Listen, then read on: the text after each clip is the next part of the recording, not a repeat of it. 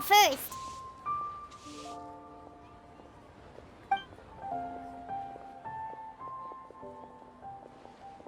Huh? Young Lee, what a pleasant surprise meeting you here. Oh?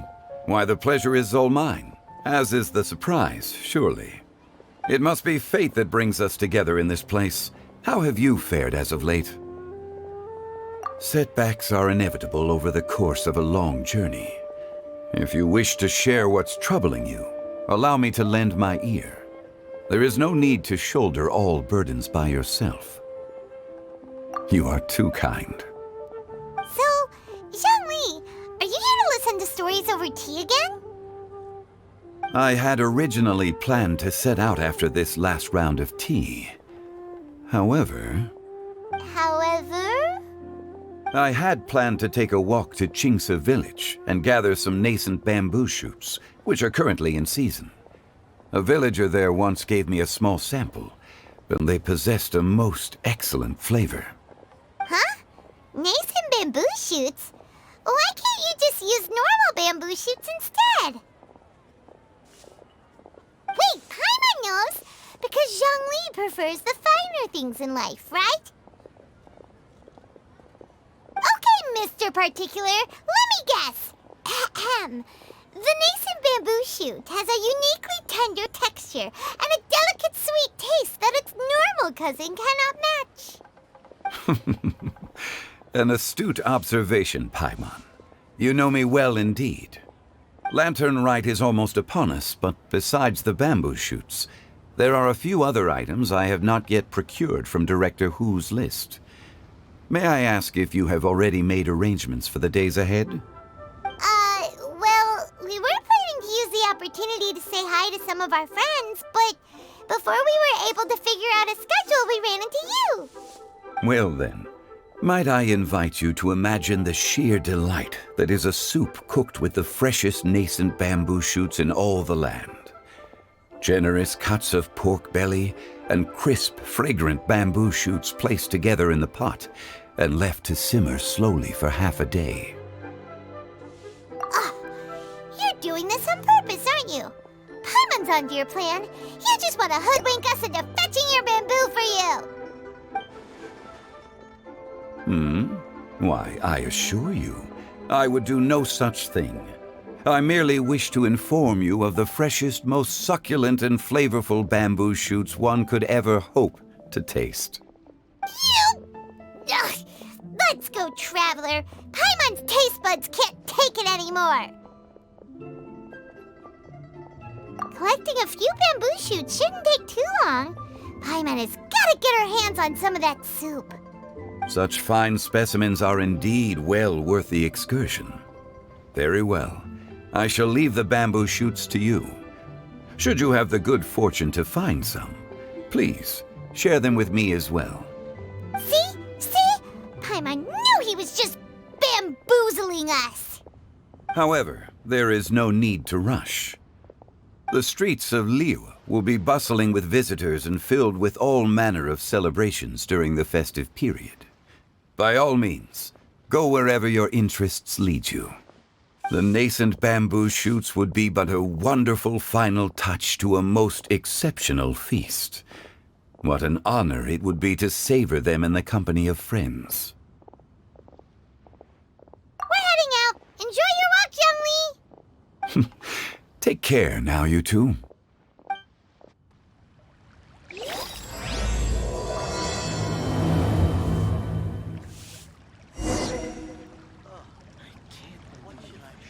Listen, let me tell you how it is. Oh there. Come and see these rare and precious curios.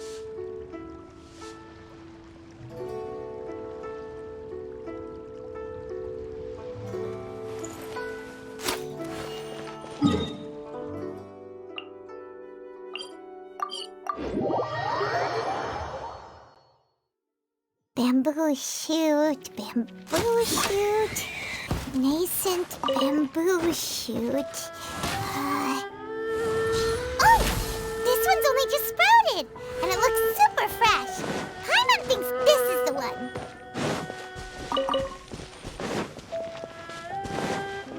「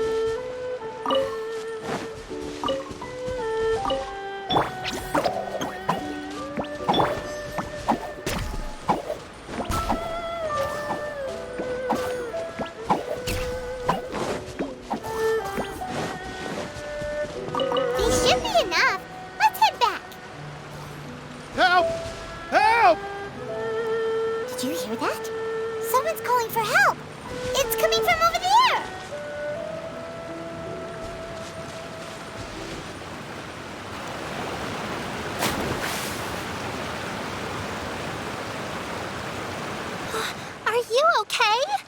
Did any water go down the wrong pipe?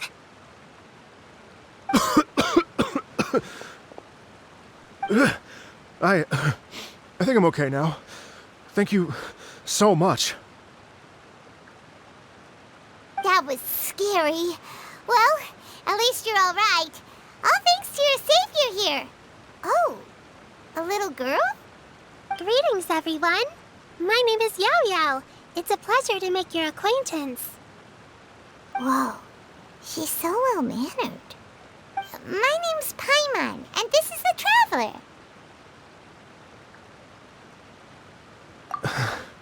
I'm Dvorak, a musician from Fontaine. I came through Stone Gate intending to head towards Liyue Harbor, but then I became captivated by the beautiful scenery, and before long, I was completely lost. Just now, I was so mesmerized by the waterfall that I slipped and fell into the water. If it weren't for Miss Yao Yao's help, I shudder to think what might have happened. It's all right, Mr. Dvorak. The splashing around the bottom of the waterfall means the stone path is always wet and slippy. You definitely have to be careful. Next time you're exploring an unfamiliar environment, try to focus on what's right in front of you. Don't let your mind wander. As long as you watch your step, accidents like this won't happen anymore. Yes, ma'am. I understand. I'll remember to be more careful next time.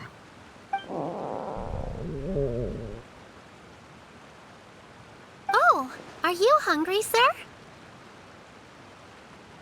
Oh, I'll be fine. Please, sir, it's quite all right. I was born and raised here in Liyue.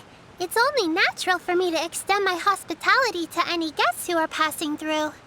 I expect you still have quite a long journey ahead of you. It's very important to keep your energy levels up. I still have some lotus flower crisps left in my backpack. Why don't we split them between the four of us? Aw, what a thoughtful kid! She even has some for Paimon. You're welcome. Mmm, so tasty. If only there were more. Having a healthy appetite is a good thing. It means Paimon's still growing. If I'd known I was gonna run into you, I would have made a second batch. Hope you're taking notes, Traveler. This is how you treat your Paimon. What do you think, sir? Are Liyue's snacks to your taste? I wonder if they're not sweet enough. No, they're perfect. When I was traveling through Mondstadt, I had a chance to try one of their moon pies. It had a meat filling unlike these crisps. But apart from that, it seems like they follow a similar cooking process. Both are delicious in their own way. As for Fontaine's cooking, though, it's been a long time since I've had a taste of home. Sounds like you spend a lot of time on the road, huh? I do. It's part of my job. I'm one of the main organizers of the Iridescence Tour. Iridescence Tour? The Iridescence Tour is one of the biggest music festivals in Fontaine. We're looking to expand, though. Our aim is to hold a festival in every nation. At least, all the main organizers share this goal. Unfortunately, it's a long story, so I'll spare you the details. But anyway, so the main reason I'm traveling all around Tavad is to promote our music festivals. But I have some personal reasons, too. Well, what are they? Just tell us already. Let me see. Well, to explain it in full, I'd have to start with a story from my ancestors. I don't want to take up too much of your time. Oh, I love listening to stories. We want to hear it too. Okay, then I'll start from the beginning. The story goes that my ancestor, who was also a traveler, once slipped and fell into a lake during his travels. As he was sinking and gasping for breath, he heard a wondrous tune in the air. They say it was the most beautiful, moving melody he had ever heard. Even in that life and death moment, the ethereal music seized his full attention. and almost made him forget the fact that he was drowning. When he finally came to, he found that he had already been brought ashore. Not too far from him stood an unfamiliar woman with an almost divine aura. Once she saw that he was no longer in danger, she left without a word. My ancestor tried to run after her to give his thanks, but although a mere dozen paces separated them, no matter how quickly he gave chase, he drew no closer and remained a dozen paces behind. In the end, all he could do was to bow in thanks to the woman as he watched her walk away towards the rivers and mountains in the distance, before at last he turned around and made his way home. Once he returned to Fontaine, he began to learn an instrument so that he could spread his story far and wide, just like the bards. After generations of retelling, embellishing, and dramatizing, people have come to think of that lady as something like a fairy. The story's become something of a local legend in Fontaine. It's called The Lady Overlooking the Lake. People now say that if you go down to the lakeside and play an instrument, so long as you play a pleasing melody, you will hear a fairy lady who is hiding out of sight, playing along with you. Wow! Well, yes. As it stands now, it's become a touch too romantic and detached from reality. But I understand the original story and its historical grounding better than anyone else. I wanted to find out the truth of this tale. So I decided to retrace my ancestors' steps and search for that lady's modern-day descendants. Of course, there's no way of knowing where my ancestor fell into the lake all those years ago. So I always knew that the search would be akin to looking for a needle in a haystack. I've spent many years on the road now, and I'm nowhere near as fit as I was in my youth. The wish that I've spent half my life chasing after has now become something of an obsession. Well, I haven't lived half of my life yet, but still, I understand how you must feel. I meant too! It's like... imagine if you saved the center of a lotus flower crisp, which is the best part, by the way, because you wanted to eat it another day. But then Zenpaima would definitely remember that for the rest of her life. There's no need to feel sorry for me. I've made some progress over the years. For example, I've concluded that the story must have taken place in Liyue. Oh, so you finally found a lead? Yes, in fact, that's an intriguing story in and of itself. I'd always known that Mondstadt is the city of song and freedom, but more recently, I heard that the Animal Archon returned to Mondstadt for a festival in the fall, and learned that he himself is a patron deity of music. So I prayed for the Animal Archon's guidance in the Mondstadt Cathedral, and as soon as I set foot back outside the front gate, I noticed a cluster of leaves being blown in the wind further and further west, towards Stone Gate. A friendly local told me that this meant the wind was guiding me in the direction of Liyue, so I followed their advice and made my way here. Right? You get it. I knew I'd find someone that agrees with me eventually. Are you sure? It sounds a bit too much like one of those fake legends told by those treasure hoarder guys to scam gullible grannies from Jingsa Village. Rex Lapis has returned to the world. Just give me some incense and a little more towards the travel fees, and I will pass your gift on to the Lord of Geo and ask him to keep you and your family safe and well. And so on and so on. Don't worry, Yao Yao. We have a lot of experience with deciphering omens and stuff. And anyway, you only got scammed if you handed over Mora, right? Actually, to express my gratitude, I did spend rather a lot of Mora on several bottles of fine wine, which I left at the statues of the Seven along the way. Oh dear. Well, how about this, ladies and gentlemen? Why don't I bring you all to Yujing Terrace to see Miss Ganyu? I don't know very many people, so I can't help you out much. But Miss Ganyu and the Qixing know just about everything. If you've been scammed, they'll help you get your Mara back. And if the wind was telling the truth, and you want to keep looking for that lady's family, they'll be the best people to ask. But you've already helped me so much. I was gonna take some new medicinal herbs and plants I picked to Miss Ganyu anyway, so it's no trouble at all. You know what? It's been a minute since we saw Ganyu too. It sure be nice to pay her a visit before Lantern, right? All right, well, my sincere thanks to you all. I will never forget your kindness. Okay, everyone, please follow me. I'll be your guide. Remember to watch where you're going, okay? Uh-oh. Paimon's out of a job. Oh well. Paimon will just be a cheerleader instead.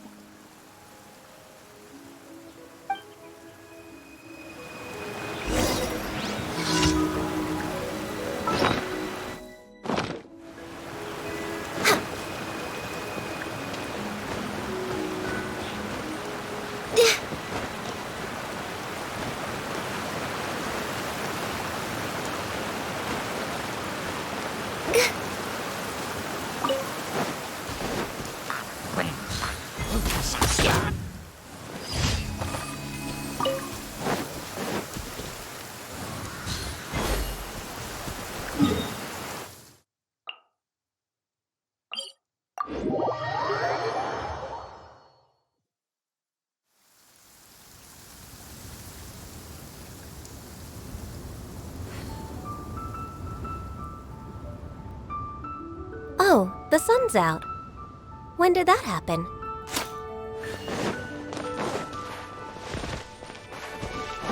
Blaze over!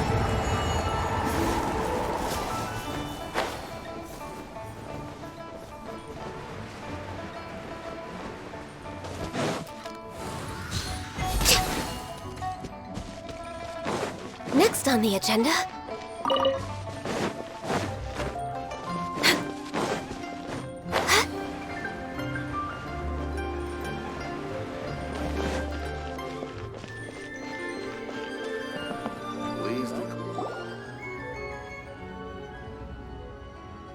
Wow, Liyue Harbor looks very different from when I came last.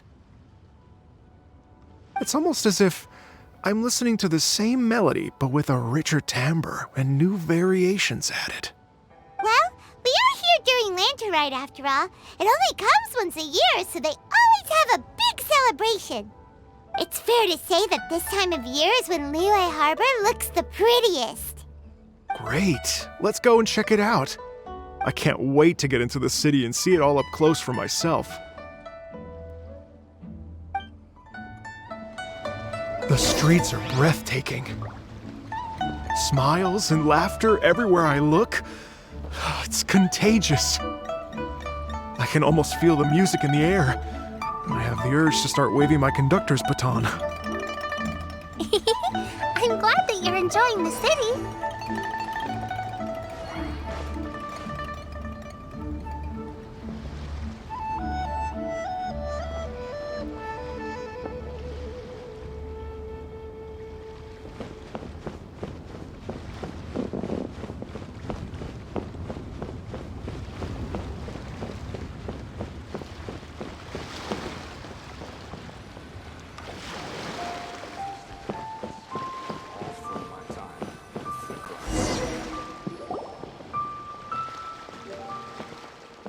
Hey everyone! Fancy meeting you all here. What a nice surprise. Hello, Xinyan.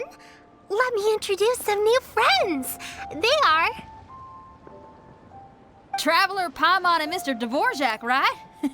I've known them all for quite a while. When I was last here to advertise a Liyue stop for the Iridescence Tour, Xinyan was one of the few people willing to give me the time of day. Well, feels like I've been chasing this Iridescence Tour bandwagon halfway around the world, but I keep getting stood up. What's going on, Mr. Dvorak? I'm so sorry, Xinyan. We've had a string of terrible luck recently, and every time we've tried to put on a show, something or other has come up to stop our plans from materializing. Is that right? I guess it can't be helped. So, what brings you to Liyue Harbor at this time of year anyway? Thinking of putting on a music festival during the Lantern Rite celebrations? A Lantern Rite music festival? Yes, please! No, I'm actually here on personal business this time. Oh, so no Lantern Rat Music Festival? I mean, that's not just up to me. Hosting a music festival takes a lot of funding and personnel. Moreover, I've never worked with the Liyue authorities before. Even if I were to start putting something together right now, I think it'd be too rushed. Wait, but we're going to meet the Liyue Qixing, aren't we? And they're the ones in charge. Uh-huh, that's right. Miss Kuching and Miss Ningguang can make anything happen. You mean... what? This is the perfect opportunity! Well, sure, it might not work out, but it can't hurt to bring it up as a suggestion. That's the spirit! See, even the Traveler agrees with me. Mr. Dvorak, don't let yourself be put off by the fact that a few things haven't worked out recently. As for the performers, I can put you in touch with some local artists. My friend Yunjin is a well-known opera singer in Liyue. With her support and a commissioned song from the Yunhan Opera Troupe, we should be able to get something going. But what about you, Xinyan? Are you just going to sit this one out? What do you take me for? If we actually manage to make the Iridescence Tour Lantern Rat Grand Concert a reality, you think I'd let anyone else perform the opening act? Wow! There's that rock and roll spirit! What do you say, Mr. Dvorak?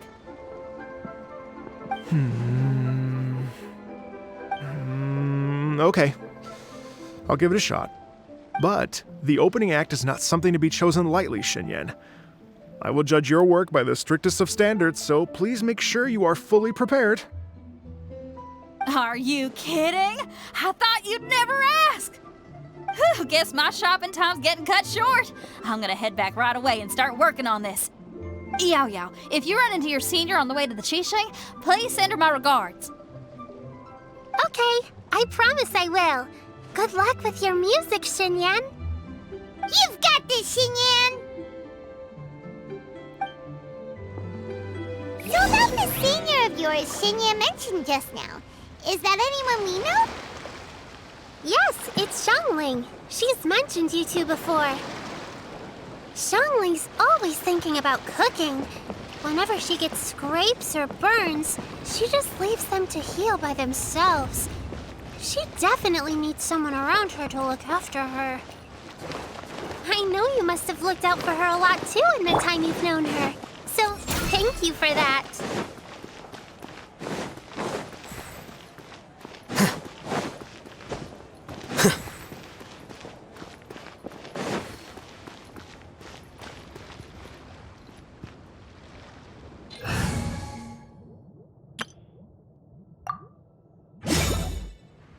Everyone hold hands.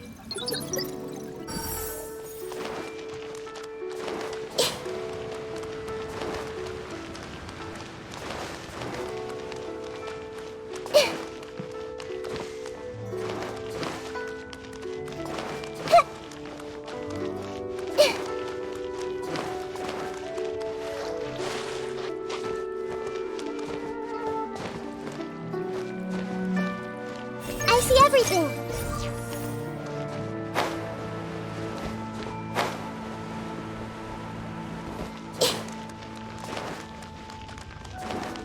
Hey!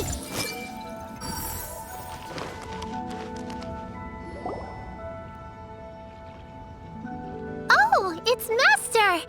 Is it okay if I go and say hi to her?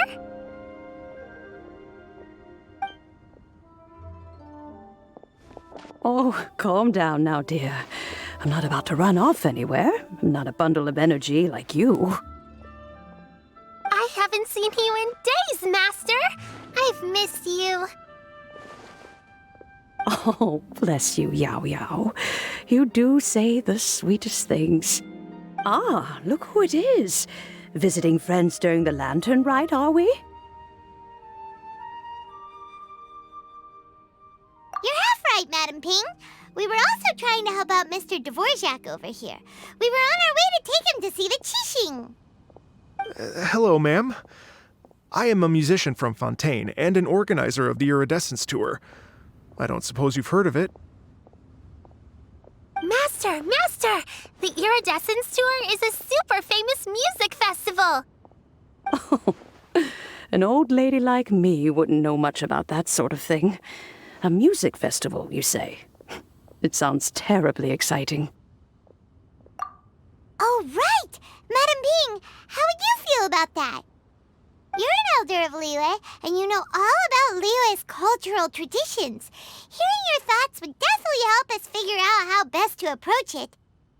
For example, do you think it might be a bit too modern, or is there any other issue? Why, not at all. Music pays homage to history and culture, and it can also be a bridge between different civilizations.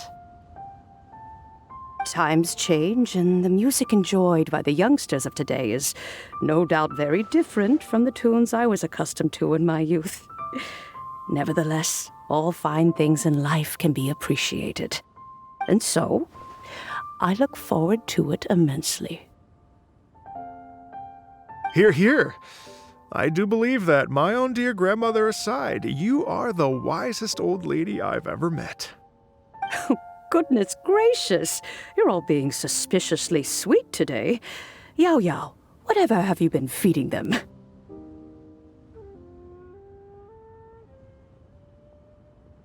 Master, you're in such a great mood today. You're even cracking jokes with the rest of us. Oh, well, I'm sure you must have plenty to be getting on with. Yes? Run along now. Don't let me hold you up. Thanks, Madam Ping. We'll see you again soon.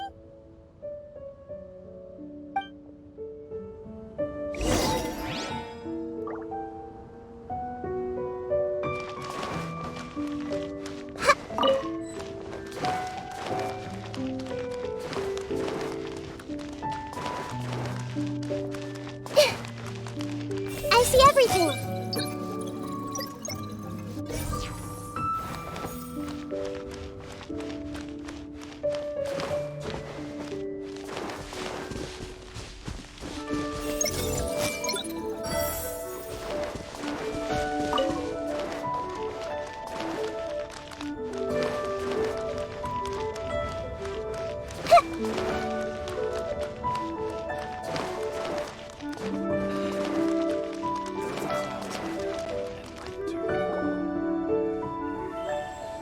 And when you meet with the Ministry of Civil Affairs, please remind them that the festivities are not an excuse to procrastinate their work.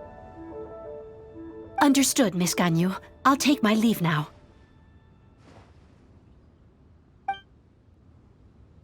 Ganyu!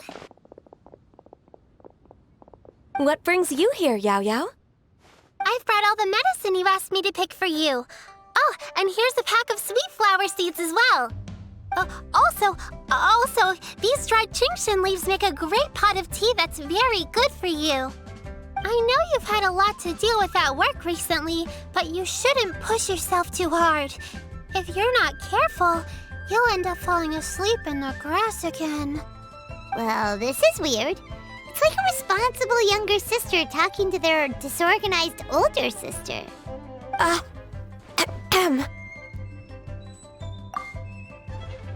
Thank you, but Paimon's criticism is quite valid. I do have a tendency to neglect matters outside of work, and that's something I should improve on. Oh, my apologies. I don't believe we've been introduced. Ah, Paimon will do the honors.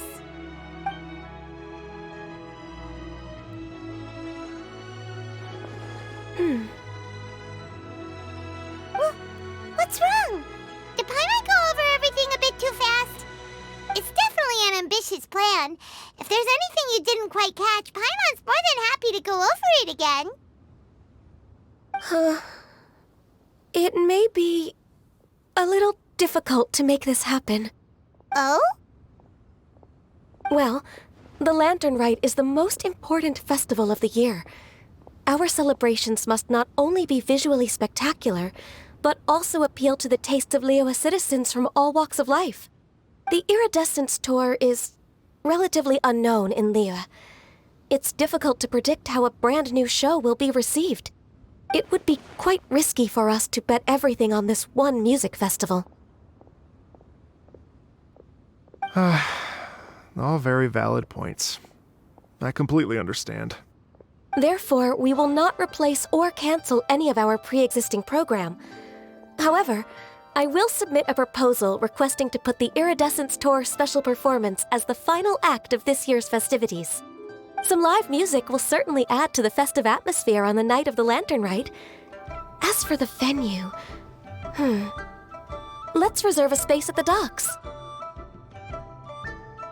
Yes, my thoughts precisely. Now I just need to take some time to give this proposal some polish. As long as I clearly lay out the pros and cons and highlight the key points of the proposal, given that Ping and the Traveler have both given the idea their blessing, I'm confident that Qixing will be sure to give it serious consideration. Mr. Dvorak, I will need to discuss with you the number of musicians who will be coming to Liyue, as well as their catering and accommodation requirements. Oh, yes, certainly. Let's step to the side and discuss further.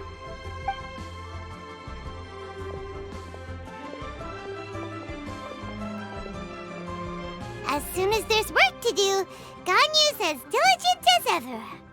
I couldn't agree more.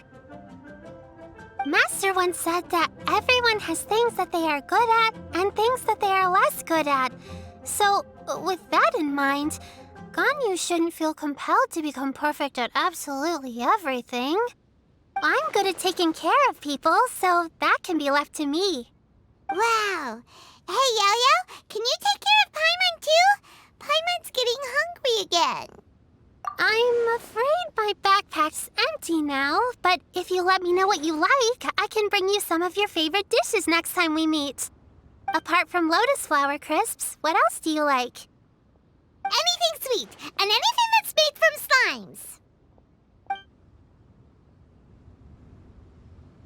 slimes. Here's what I've drafted so far. Anything else you want to add? No, this is excellent. I'm racking my brains, but I don't think you've missed a single thing. Perfect. Then we'll leave it as is. I'll go make an official copy. Oh, perfect timing. We were just wrapping up our discussion here. Not at all. Every second counts for a complex proposal such as this. I will inform the Qixing of this development immediately. Please give me a moment to pass on the message. Yao Yao, thank you for bringing my herbs. I will make sure to take them. Remember to make tea from them first, Ganyu. You mustn't just chew them raw. I will. Okay, I should be getting back. If Yao-Yao stays out for too long, Mom and Dad will be worried sick. Everyone, I'm sure that the music festival will go off without a hitch, so don't worry. And in case I don't see you before, I wish you all a very happy Lantern Rite. Thank you, Yao Yao. Happy Lantern Rite to you, too. We should go get dinner together sometime!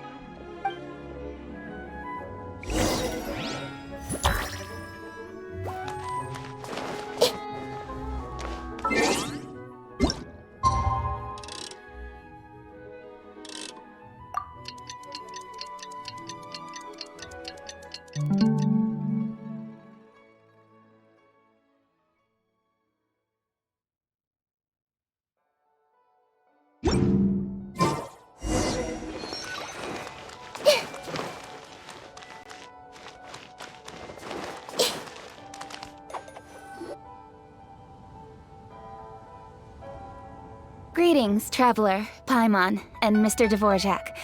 Call me Kuching. Ganyu has brought me up to speed on everything. I'll get straight to the point. The Qixing have approved Ganyu's proposal. Over the next few days, I will be working with Mr. Dvorak on behalf of the Qixing to facilitate the organization of this concert. Yay! That's awesome!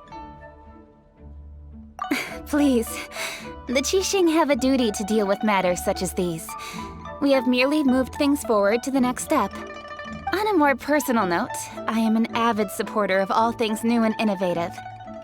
As such, it is my privilege to work with you on this exciting project. Thank you so much, Kuching.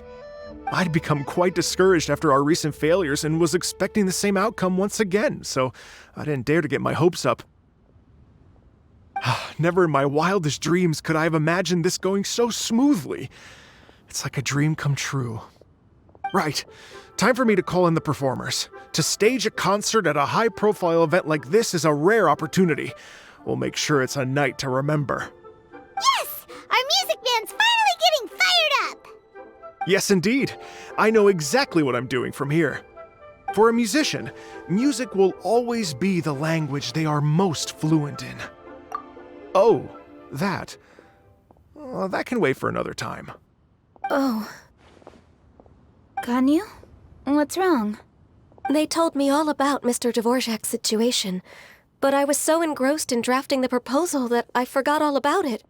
Oh, that's quite all right. I don't even know what the person I'm trying to find looks like, so it was always going to be a long shot. Don't worry about me, Ganyu.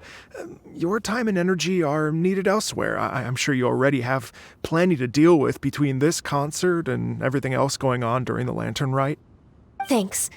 It was just that I had a few initial thoughts when I heard your story.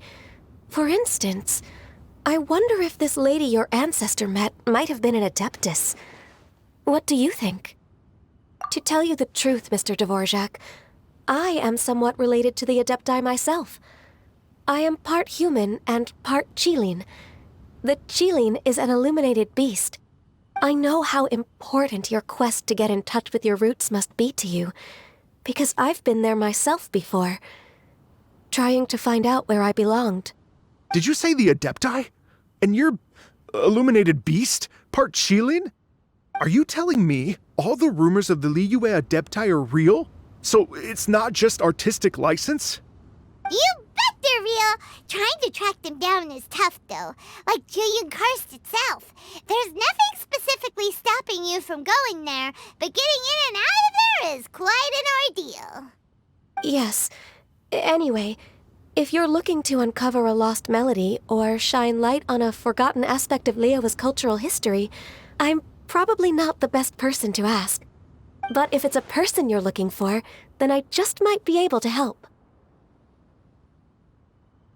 I see. I think I understand the situation now. In that case, Ganyu, shall we divide the work between us? Yes, that was also my thought. Great. So Mr. Dvorak and I will concentrate on things here in the city to make sure the concert goes according to plan. In the meantime, Ganyu will reach out to our network and try to find the person he's looking for. How's your workload at the moment? Will you be able to make time? I can probably get through everything in 2 days, as long as I don't sleep. Wait, what do you mean as long as I don't sleep? Even for someone with illuminated beast blood in their veins, working for such an extended period without a break will take its toll on your health. Somehow that does not sound persuasive coming from Kuching. Be it but 3 moons from the start, he who returns is not he that departs. Even I know the importance of maintaining a healthy work-life balance. In that case, 3 days. All right, I can work with that. If you have the time, would you join me for this search? You're well known to many of the Adepti and respected among the people. I'll feel much more at ease with your company. Okay, then let's meet back here in 3 days. Watch this space, Mr. Dvorak. We'll get to the bottom of this. You're all so helpful and kind. Just think, imagine if we found the Adeptus lady, or one of her descendants, and got them to come to the performance. Wouldn't that be amazing?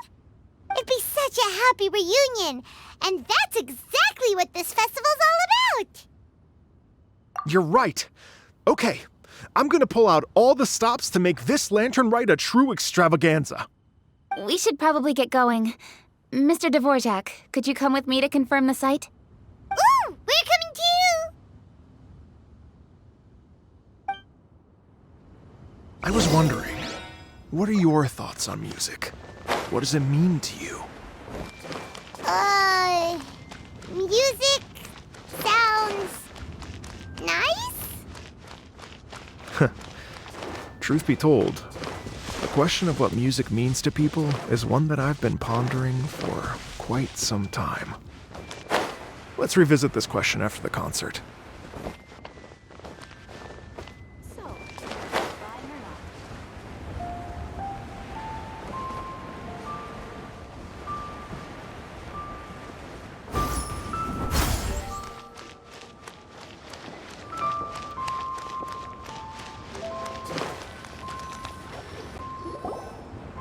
Ningguang? Baiwen, what is it? Per Lady Ningguang's orders, I've been gathering intelligence outside of the city with the goal of uncovering and dispatching any trouble ahead of the festival. I am told that a strange melody was heard somewhere along the coast. I was wary of investigating further on my own, so I was just on my way to report this incident to Lady Ningguang. But I'm worried that if we don't act right away, we may miss the window of opportunity to take appropriate action. I understand. In that case, Yeah, Kuching, you're busy enough as it is. There's a ton of different things in the city that needs your attention. Leave it to us. Don't worry. Whatever it is, we'll definitely be able to handle it. Well, she will handle it. With the Traveler on the case, it's as good as dealt with. Thank you.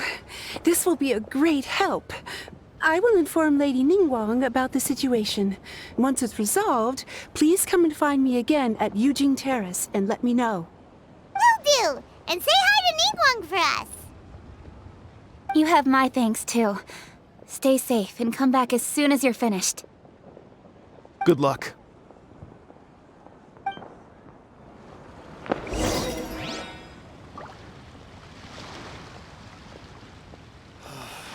Why'd they have to give me that transfer?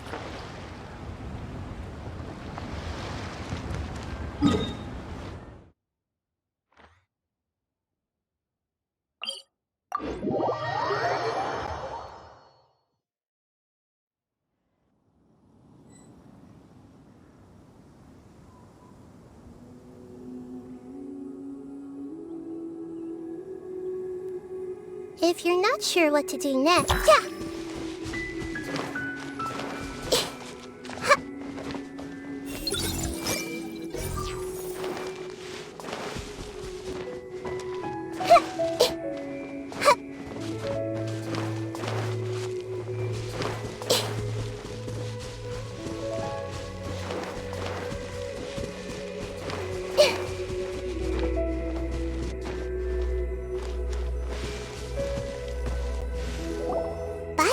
The strange tune was coming from around here, right?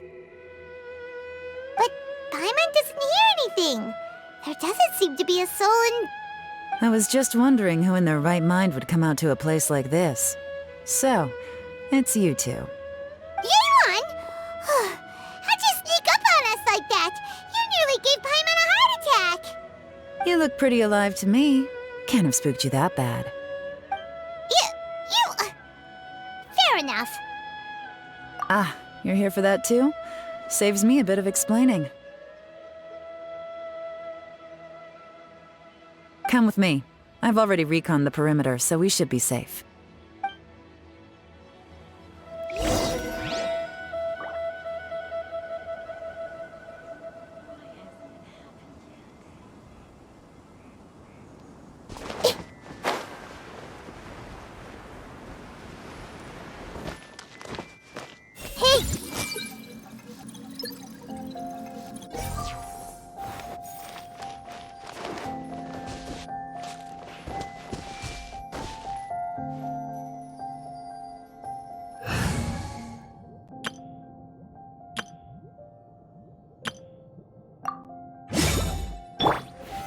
Solidify!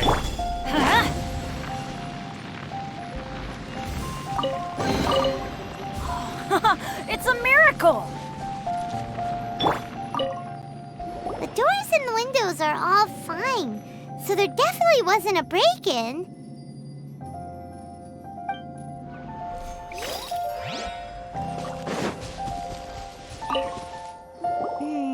The stuff by the door is in pretty good condition, though. It can't have been too long ago that someone was last living here.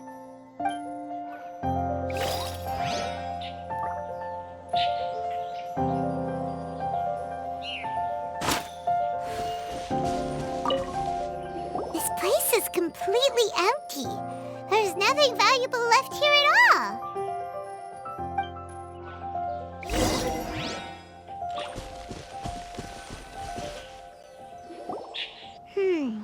How strange.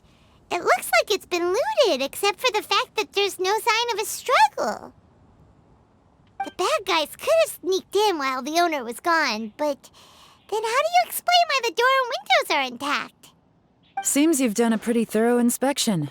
So, any theories on what might have happened here? Daylon, you didn't hide some of the evidence from us on purpose, did you? Why would I make this more difficult for you? We're on the same side here. Okay, well, Paimon gives up then. Paimon's got nothing. What about you? Give up as well? Yep. It's not obvious at first sight, that's for sure. To be honest, I was only able to put it all together because of some background knowledge about this area. A long time ago, there used to be a group of bandits in the Liyue countryside who would sound a horn every time they were about to raid a village. But it wasn't a rallying cry to rouse their fellow men. It was a disconcerting tune, meant to intimidate the weak and warn them of their impending doom. To escape with their lives, the villagers would abandon their homes and flee overnight, taking only their most valuable belongings with them. Everything else was left behind. The bandits were eventually brought to justice, but the fear and trauma remained in the villagers' hearts. Whenever they heard that melody, they would feel like their lives were in danger once again, and flee immediately. The culprit of this crime exploited that very fear to get access to this house without having to force their way in. Whew! That's quite the story. The victims obviously will have gotten quite a fright, but at least they won't be in any great danger. The important thing now is to find this copycat criminal. On any other day, that'd probably be a good idea. Unfortunately, it's not gonna work today. Take a look around and you'll see what I mean. This criminal is clearly well-versed both in using music to commit crimes and in making a clean getaway. Not only did they stay off the muddy road to avoid leaving footprints, it looks like they were also careful not to bring any gadgets with so much as a trace of elemental energy. Evidently, they were intent on keeping even the most experienced investigators off their trail. Unfortunately for them, I'm one of the best trackers in the business. They're not about to get away with their little scheme on my watch. So basically, if we want to find the culprit, we just need to follow Yelan.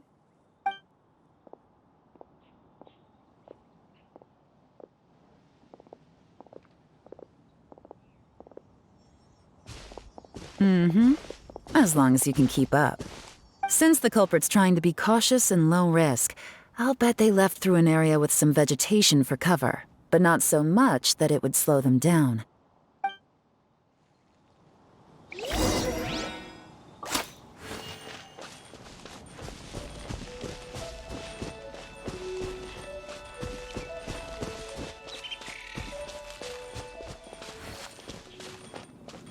Here, look at this.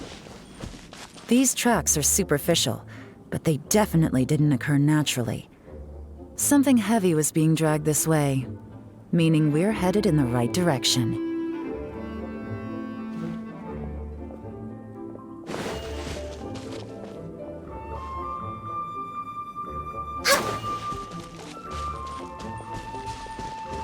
Huh. Their pace has increased. Normally, people carrying a heavy load slow down as their journey goes on and they start to tire. Whatever's motivating them to speed up must be psychological. For instance, reaching the home stretch.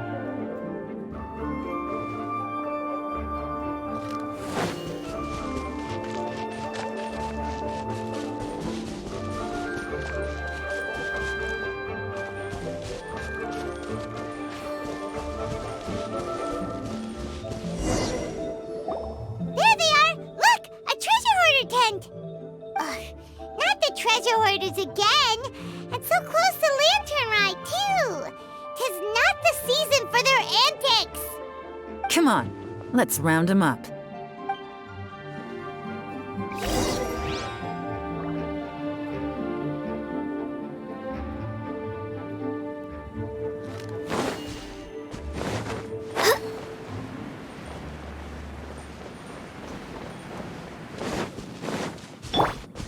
Into the wind!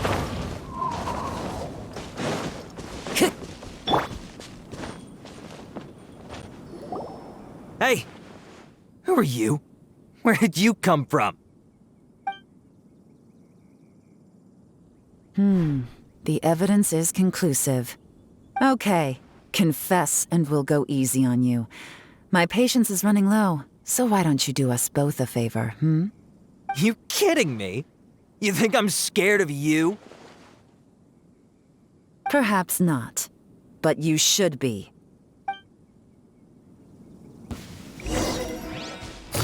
Gotcha! Take it easy. You're open! Quietly now.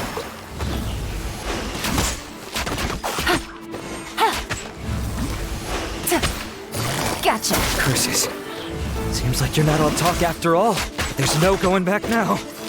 Better up my game.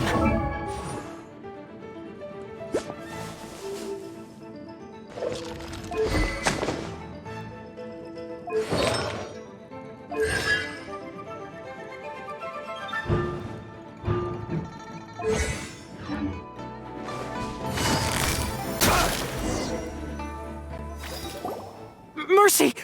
Have mercy! Oh, it's a little late for that.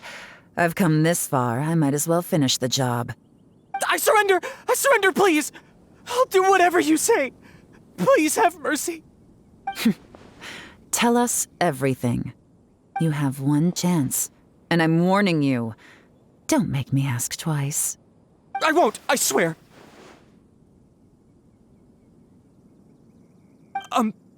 So Lantern Right's nearly here, and like a lot of people, I wanted to buy a few nice things. I know I'm with the treasure hoarders and everything, but I don't really have any kind of experience with robbing people and whatnot. So I don't have the guts to break into somebody's house.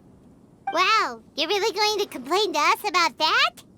No, not at all. I'm just telling it how it is. Okay. Continue. I racked my brains trying to think of what I could do, and eventually, I remembered something from back when I was a kid. The bandits would blow their horn, and my grandma would grab us kids and run. I remember the tune, so I figured I'd try it for myself. I mean, just to see what would happen. At first, anyway, I seriously didn't expect that family to pack up and leave. But they did, and they just left all their stuff right there for the taking. It was too easy, I couldn't resist. It was completely wrong of me, I know that now. I'll return everything that I took. It's all still in perfect condition, and it'll be like it was never gone. Please, give me a chance, huh? Let me make it right. Give you a chance, huh? Sounds to me like you'd rather strike some kind of a deal than spend Lantern Right behind bars. Yes? Yes? You know how to bargain, I'll give you that. It's just a pity that you didn't confess at the first opportunity. You'll have to take a walk with me. Once we've returned the goods, we'll find the owner of the house, and you can apologize to them in person. After that, I'll escort you to the Ministry of Civil Affairs. Yes, ma'am! You know, as a former victim of this kind of crime yourself, I doubt anyone understands the fear you inflicted quite as well as you do. Does your greed matter more to you than your fear? More to the point, if you can play a tune from memory, don't you think you should be capable of making an honest living? You mean... That's enough hints for you. You'll have plenty of time to reflect on all of this yourself. There's not much left to wrap up, so I'll take it from here. Guess this is where I'll say goodbye.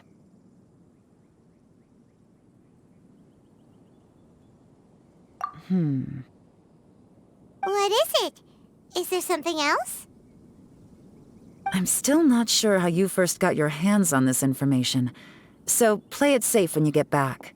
Don't mention to anyone that you ran into me out here. You helped a lot with the investigation and arrest anyway, so it's perfectly fair for you to get all the credit. Just take it. It works better for me, too.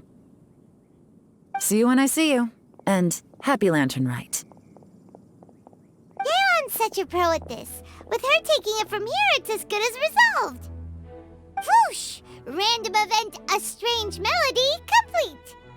Although, it's kind of a shame that we never got that treasure hoarder guy to play the melody again.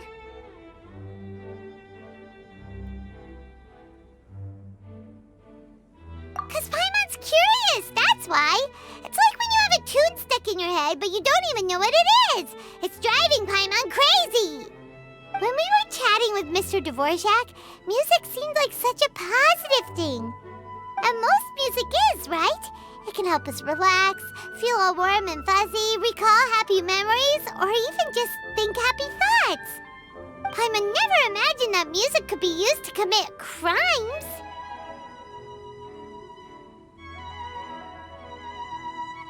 Oh, really? Huh. Makes sense. Paimon's musical understanding improves again! Well, anyway, now that everything's resolved, let's get back to Liyue Harbor. Byron's still waiting for us with our random event rewards.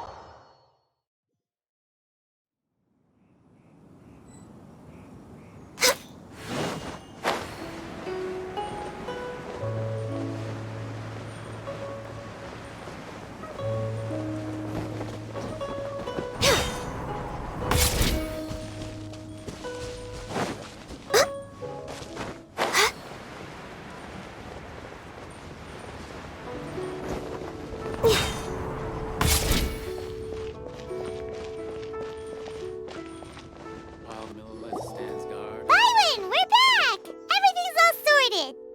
That's great news! Oh, please wait here a moment if you would be so kind. Lady Ningguang instructed me to advise her upon your return.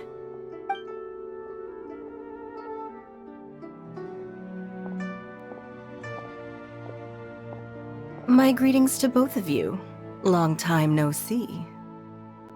No need to be so formal with us, Ningguang.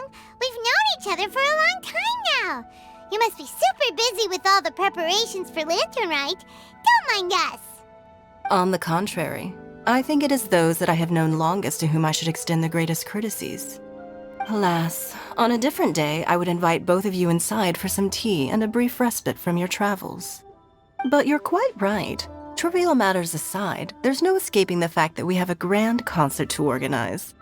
Once the performance itself is over, we'll then need to invite the representatives of the Iridescence Tour for a discussion on future collaboration opportunities. The financing arrangements alone could well entail many rounds of discussion. Simply put, there will always be work to do. Whoa, you're already thinking that far ahead? Well, we can discuss more current affairs if you'd prefer. I trust you saw this year's Mingxiao lantern at the docks when you arrived at the city? Yeah, it looked like a goose. Which Adeptus is it modeled on this time? Sea Gazer. I believe you're familiar with the name. Legend holds that he was free-spirited and easygoing. People described him as a cheerful soul and a loyal friend. On this marvelous lantern rite, we pray that the fallen heroes may be guided home. If the sound of music can flow like the rivers and streams into every corner of the land, perhaps the souls of those who have gone before us will hear the song of a new era. I wonder whether the melodies will be to their liking. Oh, they're gonna love them. Paimon's sure of it. At least, if the guy you mentioned is anything to go by, the Adepti and heroes of the past sound like a positive and free-spirited, cheerful bunch. They're sure to be open to new music. Well, let's hope so. I heard that you'll be going on a search with Ganyu to find the descendants of a fairy lady from a Fontaine legend.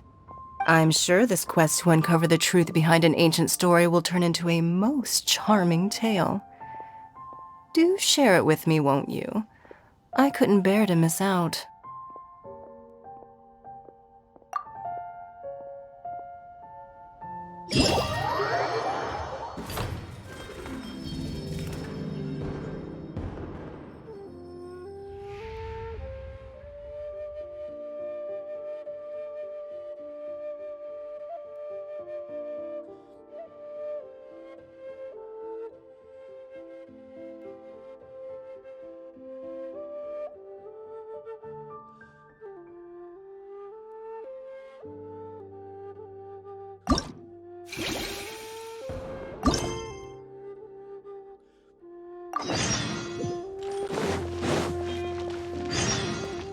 way behind schedule.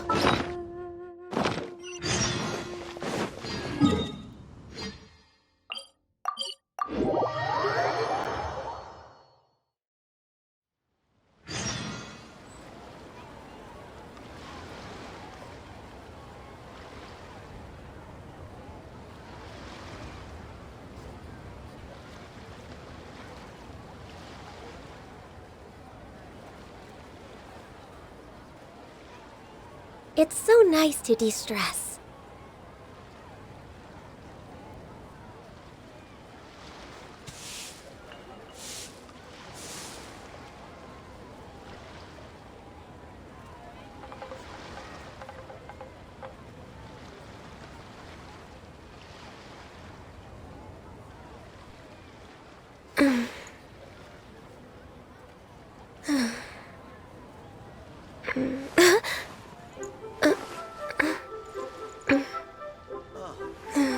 What should I try this time?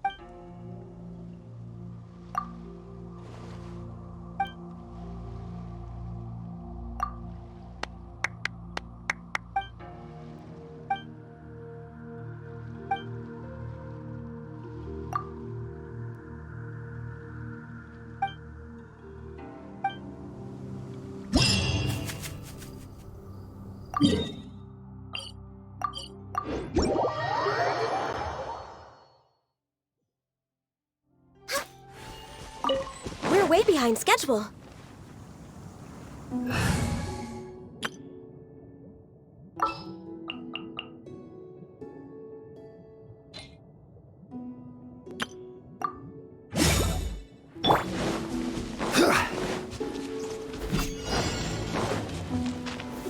Stabilize!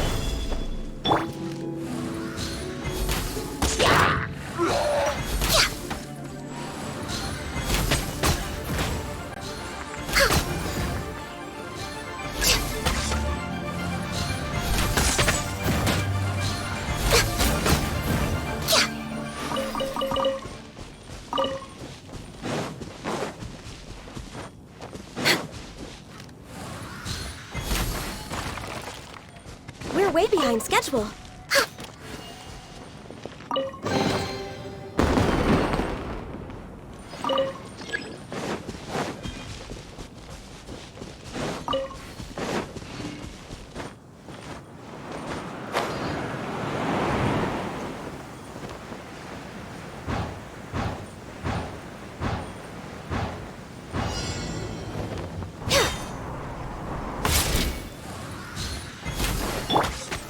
Solidify!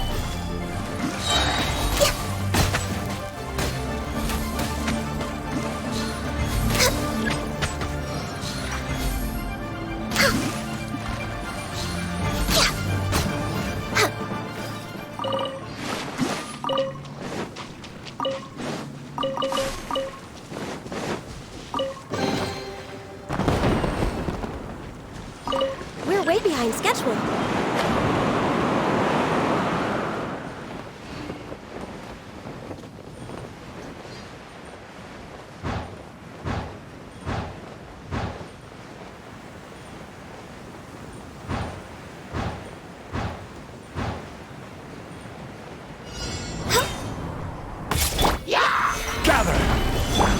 Denied.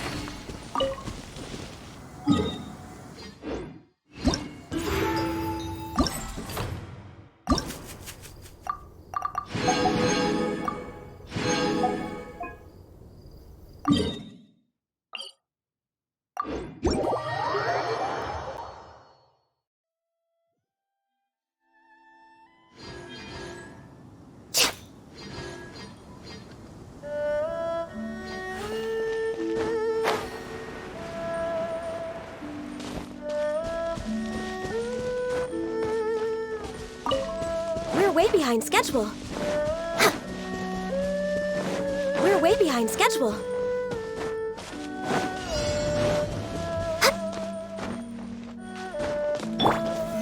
Solidify!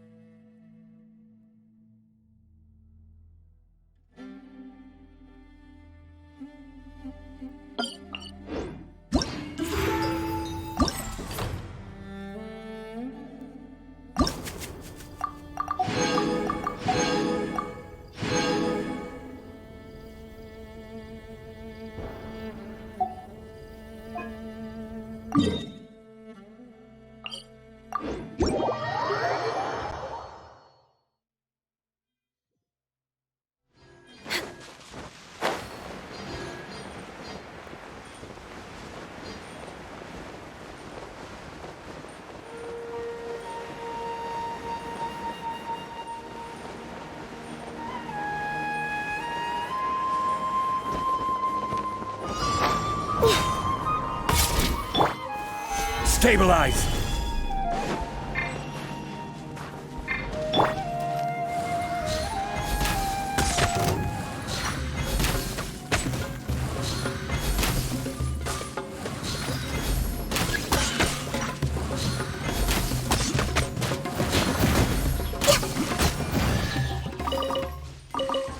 Next on the agenda...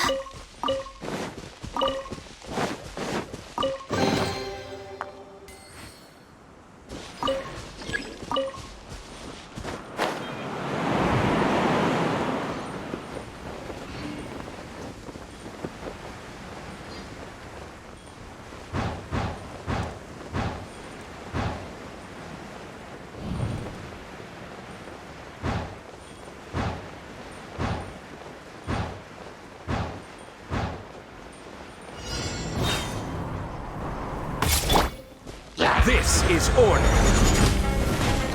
Solidify! Born of ice and frost.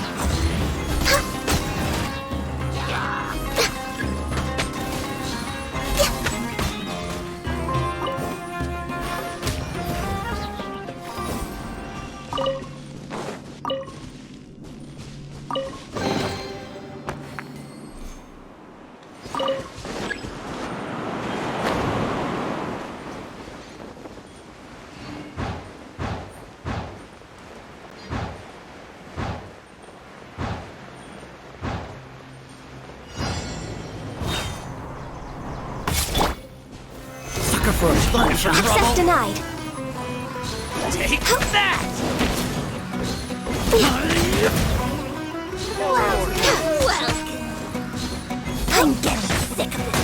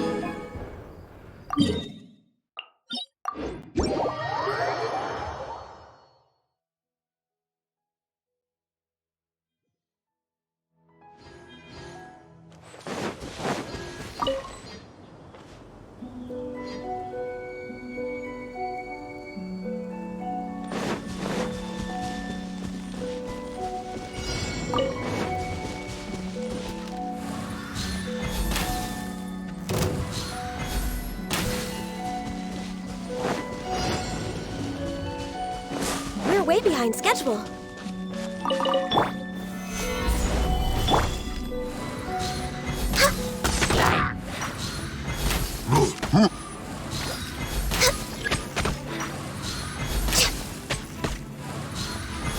Next on the agenda...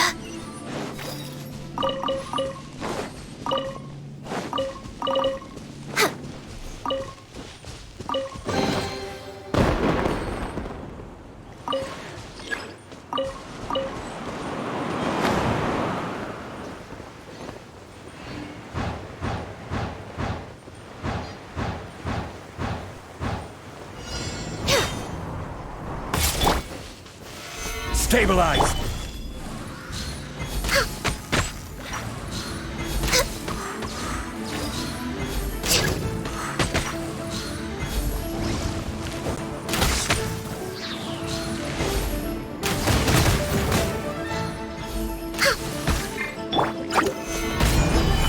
Order guide you.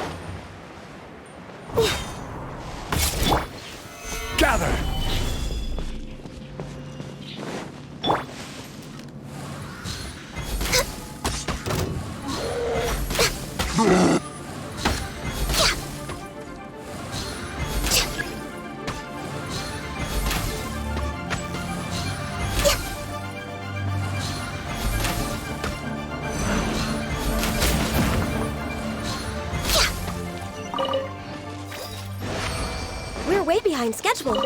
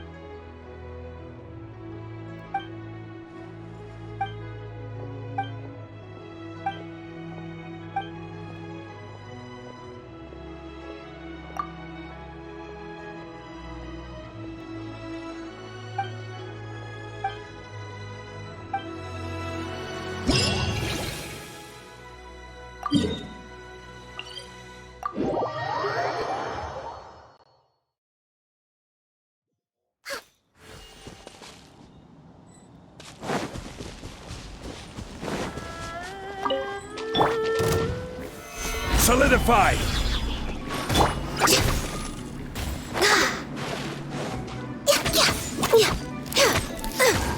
I will have order!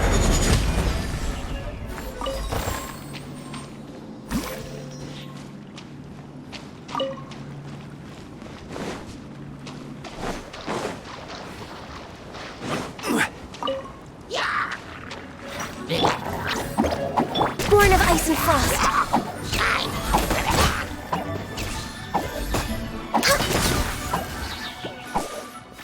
Next on the agenda.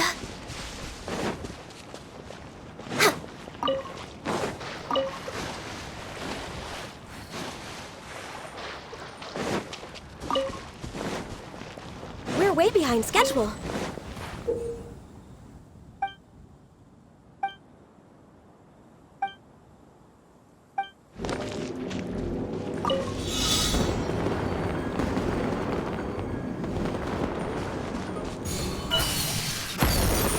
Next on the agenda.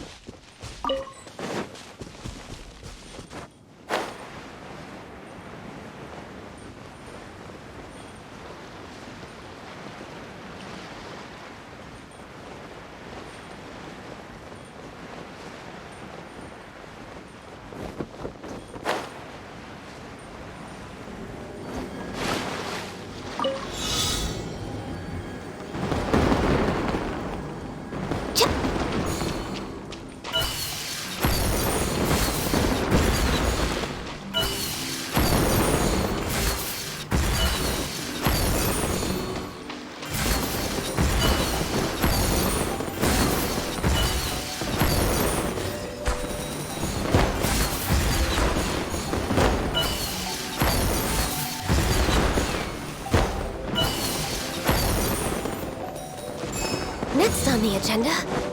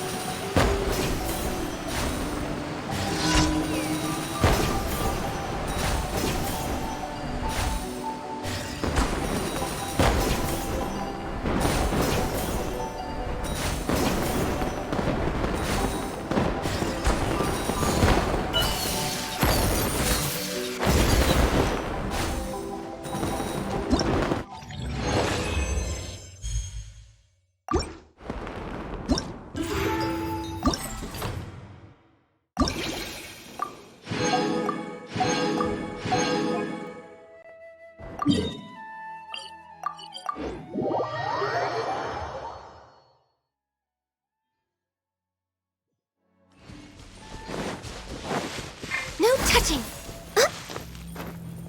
Huh?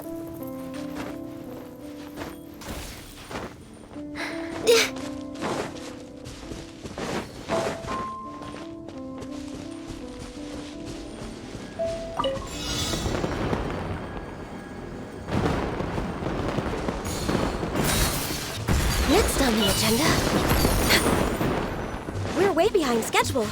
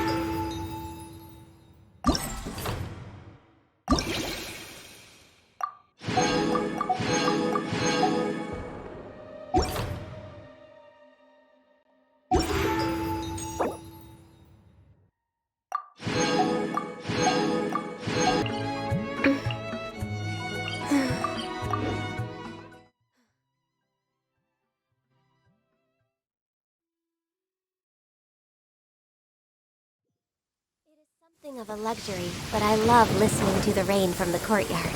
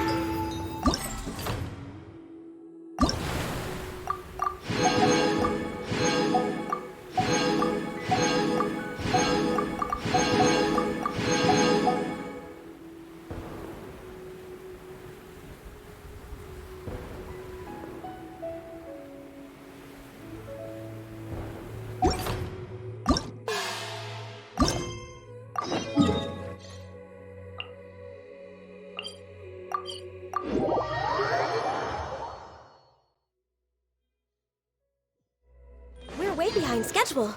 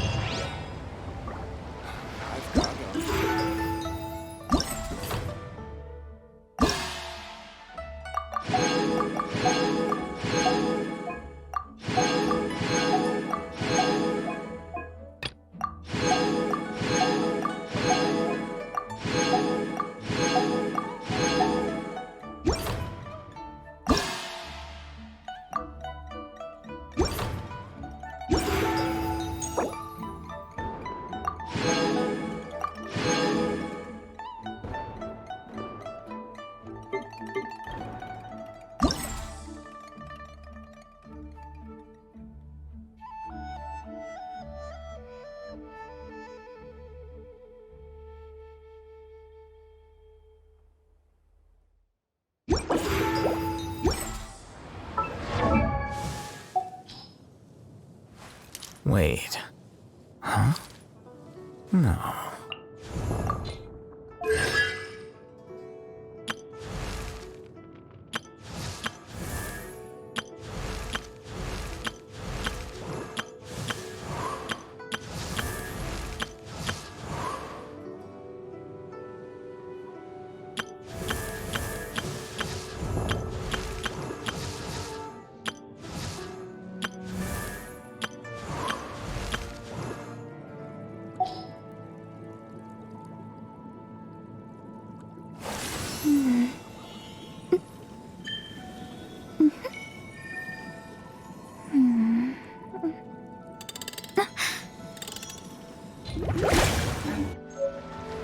Wait.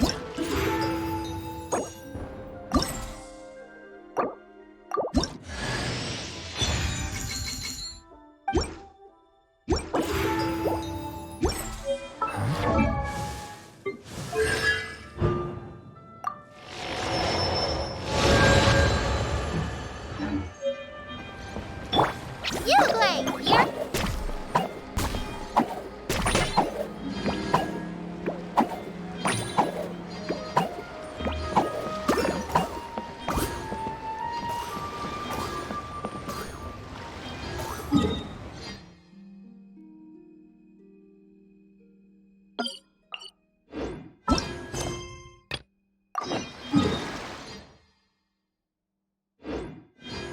Next on the agenda. Here you are.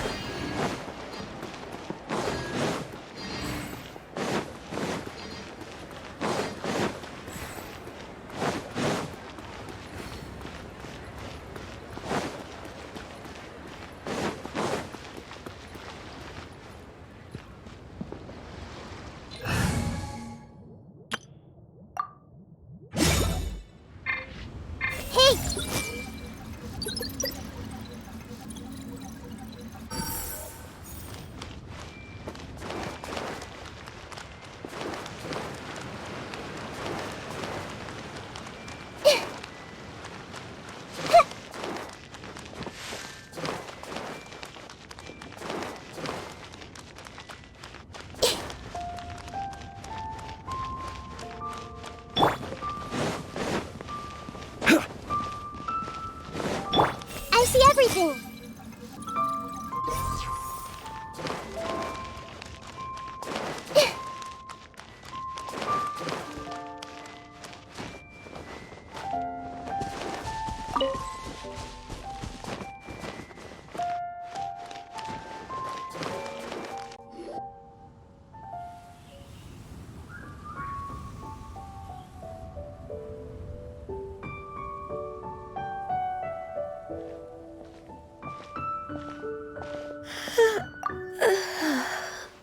Greetings, Traveler and Paimon. What time is it? Are you okay, Ganyu? You were nodding off there. Didn't you sleep well last night? I'm fine. Don't worry about me. Let's discuss the matter at hand. Since last time, I've been thinking a lot about the story Paimon told me. In essence, someone rescued a drowning man and performed some music. If that were all there was to it, it could have been many people, human or Adeptus. But the tune was allegedly so wonderful that the drowning man forgot about everything else, even his own impending death, and only came to his senses after being brought to shore. Perhaps there was an adeptal power at work in that music that he, as a mortal, could not perceive. Or perhaps he sensed a power surrounding him but lacked the words to describe it, not knowing where it came from. Either way, if this part of the story is true, then the rescuer has to have been an Adeptus. You really think so? But this story is all the way from Fontaine. Isn't this a bit of a long shot? Also, Paimon's really curious about how people from Fontaine think this fairy lady looked.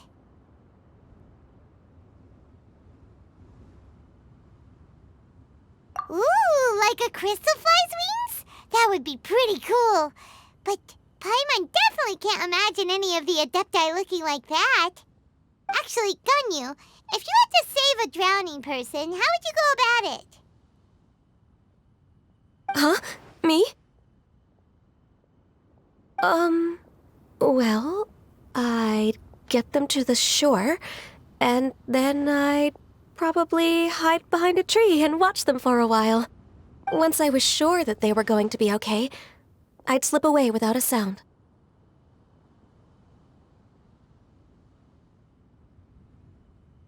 Got it. So basically, Ganya's the type of person who doesn't like taking credit for her good deeds. No, it's not like that. I'm just not very good at explaining things. And I also find it really awkward accepting other people's gratitude. Well, what if this Adeptus in the story had a similar attitude? That would explain why she just left without saying a word. She was probably thinking something like, one was merely passing by and saw fit to address this egregious disruption to one's graceful zithering at once. You may keep your thanks to yourself. That was actually a very good impression of Cloud Retainer, Paimon. As far as I'm aware, Cloud Retainer isn't the most musically gifted. Still, we can't completely rule her out just yet. If we set off now, we could head to Mount Outsung and ask her about it. You'll be able to confirm either way if it's her, and I can, I've been in Lea Harbor for so long now that I'm just not as familiar with the Adepti anymore. If there's anything we want to know about them, she's the best person to ask. Sounds great! And we're pretty close with Cloud Retainer by now, so we probably don't even need to bring her food this time, right? I've prepared a gift for her to mark the festival, just in case. However...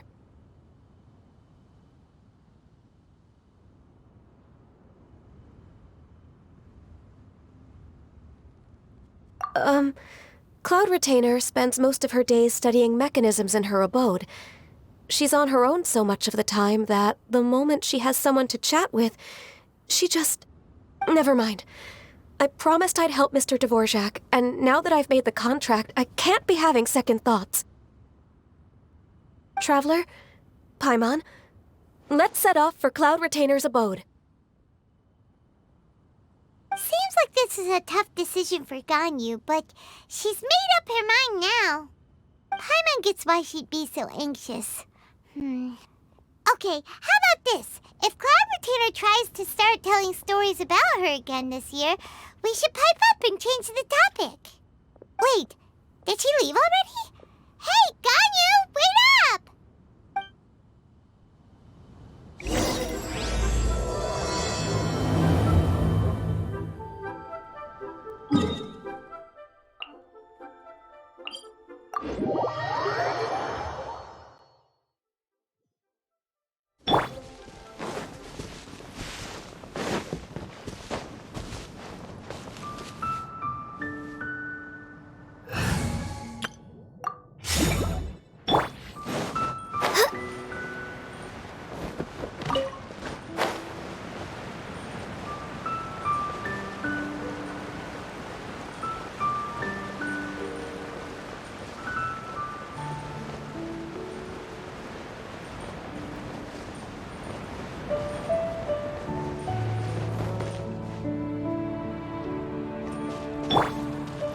Stay put!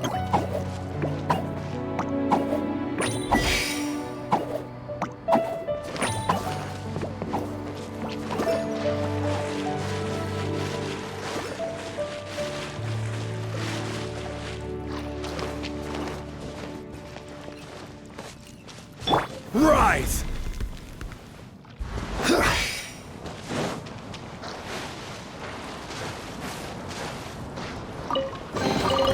Unsolicited, and all the more valuable for it.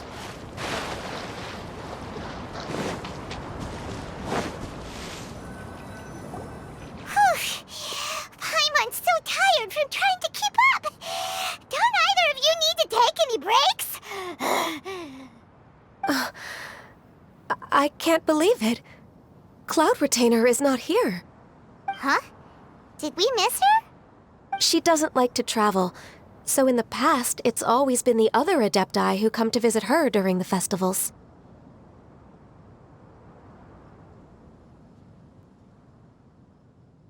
True. Now that I think about it, Cloud Retainer would be quite capable of taking care of anything on her own.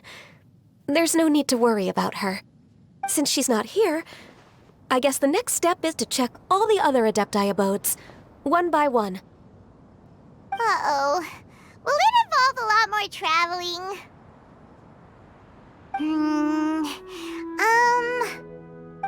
Got it! Paimon has a great idea! Please go on, Paimon.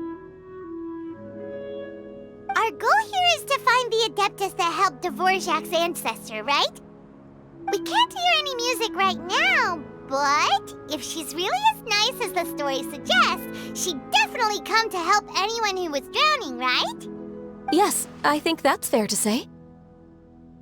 So, all we have to do is get the Traveler to pretend to fall into the water, and the Adeptus will come to the rescue! You know perfectly well that Paimon can't swim! Paimon would sink like a rock! Just trust Paimon! The water's pretty deep over there! Quick, swim to the very center!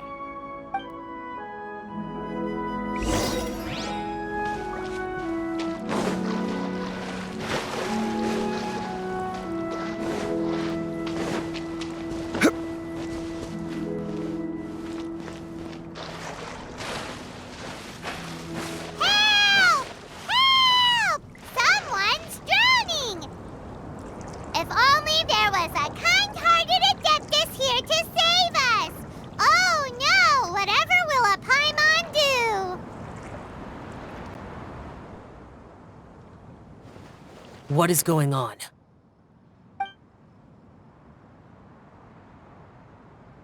How do you feel right now? Shenhe! And the Conqueror of Demons. Why don't you say something? Please don't make Paimon explain it. Okay, fine. Paimon will explain. We're looking for an Adeptus who's good at being a lifeguard and playing music. But if the Adepti aren't gonna stay home, then how are we supposed to find them? It wasn't me. Yeah, so this Adeptus is most likely a woman. And I am not an Adeptus, as you both already know, Traveler and Paimon. Okay, so this is Paimon's fault. No way Paimon would have suggested this idea if she'd known how awkward this was gonna be. Glad you're okay.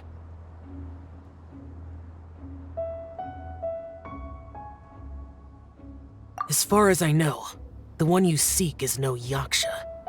And one last thing. Your actions here caused others a great deal of worry. Do not repeat them again in the future. As ever, the Conqueror of Demons comes and goes, just like the wind.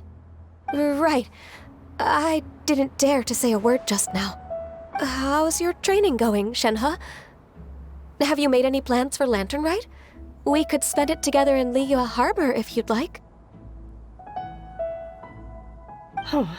I had planned to spend the festival with Master this year.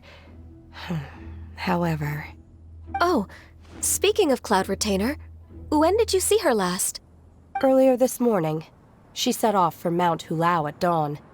I noticed she was using an Adeptus art of some kind to protect a mechanism that looked like a boiler. Maybe it was a gift for Mountain Shaper. I did not inquire. So we just missed her. Please excuse me for a moment.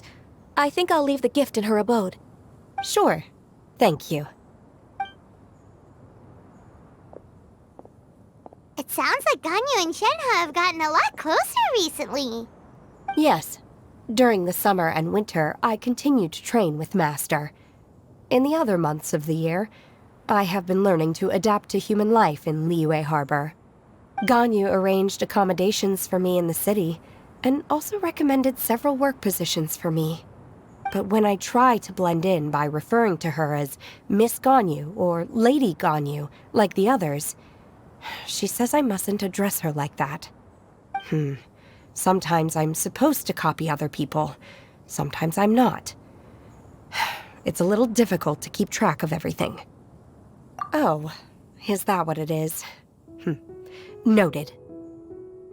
So, you came looking for Master today because you wanted to ask her about the Mystery Adeptus. Is that right? Yep. Oh, speaking of that, have you ever heard any music while out training in the mountains? Music? What is that? It's... a kind of a happy or relaxing sound. Or, a nerve-wracking sound. Or even a terrifying one. Okay, I'm done. I also left her a note so that she knows where to find us. We won't miss her again. Yay! That's really helpful. Thanks!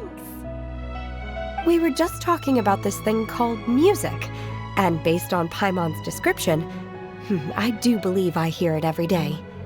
Please follow me. Oh, really? Great, let's go!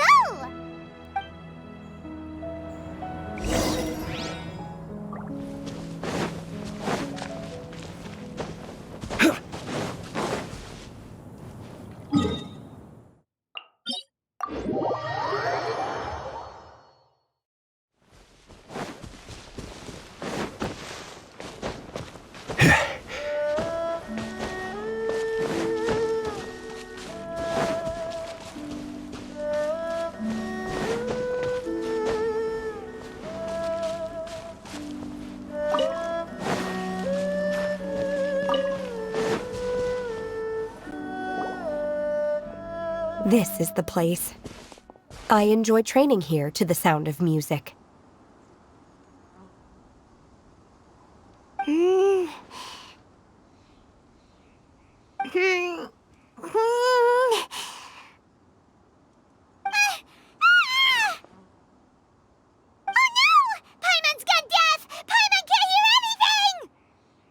The faint sound of birdsong, the quiet murmur of the streams. These are relaxing sounds. Are they not the music of which you speak?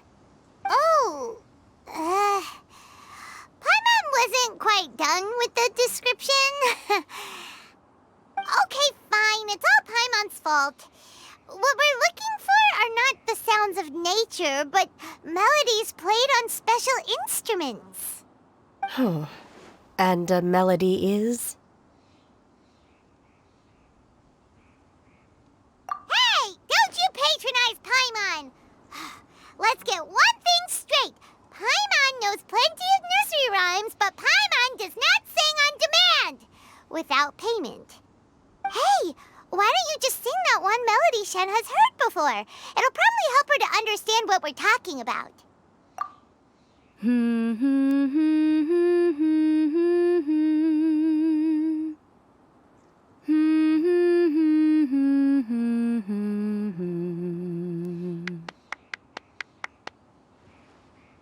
Oh, was that from the opera that Yunjin sang? That was a melody, and melodies can be called music. It felt like I was transported back to the past. In my mind's eye, I could see the Zhao lanterns lighting up the night sky again. We're all there, raising our glasses and drinking to our heart's content on the Jade Chamber. As I watched Yunjin's performance, I felt a warm sensation in my heart. And as the drink reached my stomach, it went from warm to hot. When you hummed that melody just now, feelings from a whole year ago came right back to me, as strong as they were on that day. So that's the power of music. Wow, Shenhe. That was so deep! Music definitely has the power to bring up memories. It's like a time capsule with all the special moments from our lives squished inside. What about you, Ganyu? Are there any melodies that have left a deep impression on you? I don't remember if my parents ever sang any lullabies to me.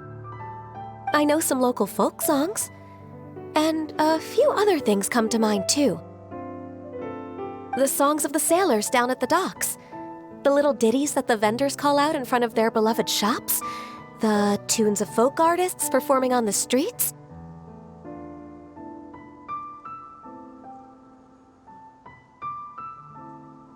Yes, that's right.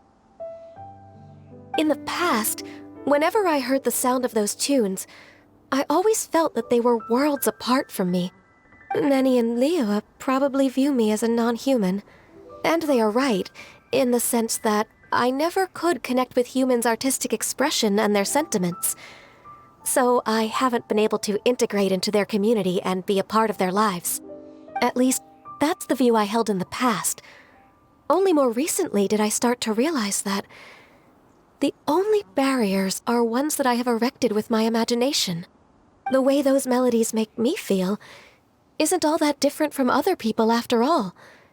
They're about mundane details of everyday existence. Life's ups and downs, joys and sorrows. Even though we come from different backgrounds and have different stories to tell, when it comes down to the most common things that we see and experience around us each day in the city, in that sense, we're all the same. You go, Ganyu! You're really making progress. You have loads of friends in Liyue Harbor when you think about it. Okay, maybe some are more like coworkers and bosses. But at the very least, Kuching and Shenna are your friends now, right? Yes, I am. Technically speaking, we should refer to each other by the conventional forms of address used among fellow disciples. But now that I know what constitutes a friendship, I do believe we are more friends than co-disciples. Thank you, everyone. Once the days are warmer, I would like to host you at my home in the city. Please invite Kuching as well. I've planted many types of flowers. I'm sure some of them will be to your taste. You are too kind. I couldn't possibly. Nonsense. You are my friend. I have cultivated and cared for the flowers just as you taught me. Once you've seen them for yourself, I am sure you can advise me how to do an even better job next time. I will save some for decoration. We can feast on the rest. Then, thank you in advance. Wait, what is that saying again? If you insist? Do people say that? I'm not completely sure either. It doesn't matter, okay? You got the point across. No need to split hairs. Paimon's more concerned about your idea of a girls' night out. Eating flowers? Really?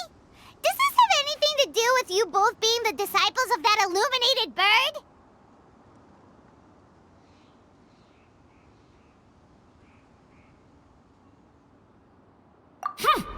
Who dares refer to one not by one's Adeptus title, but merely as that illuminated bird?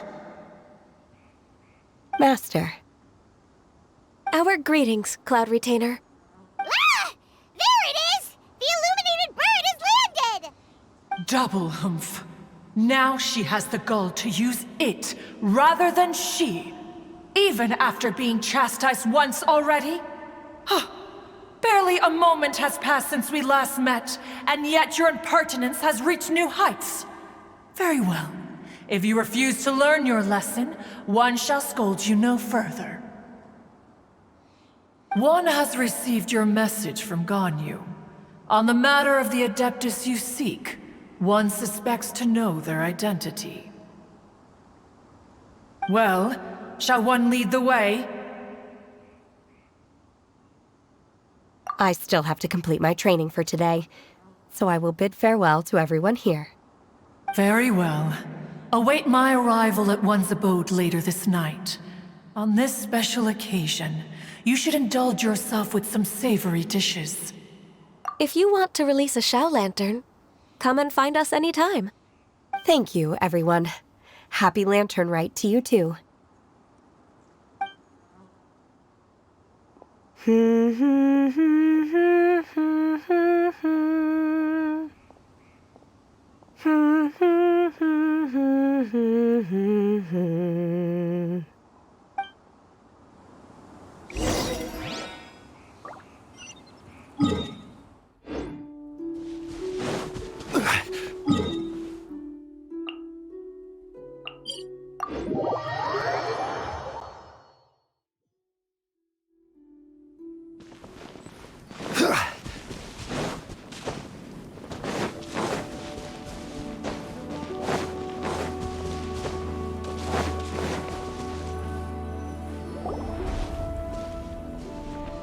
Is this Quaily Plains?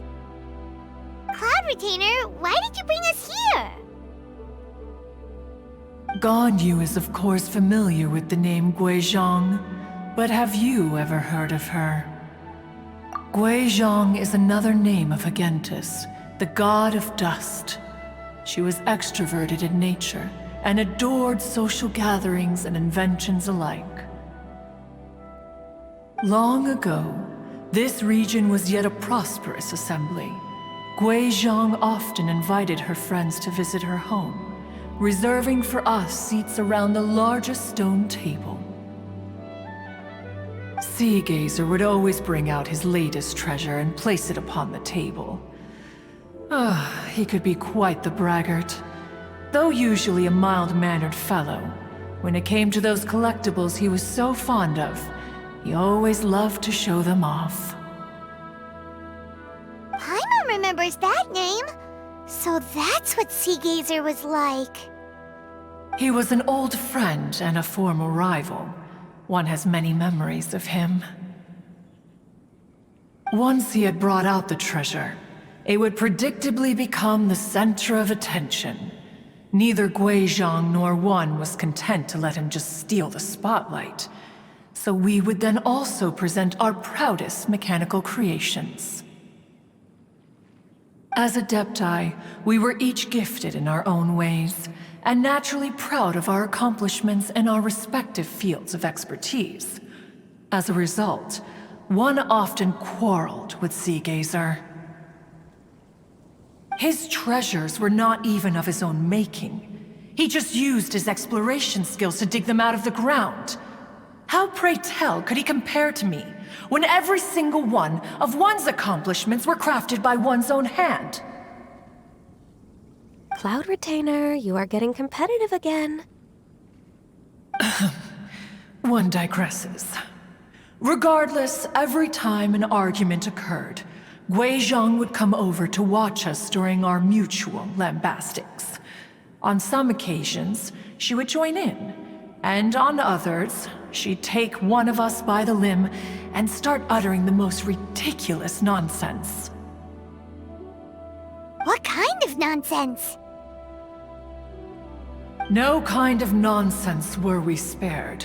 Sometimes she would brazenly opine, why argue between yourselves when neither of you could ever hope to beat me?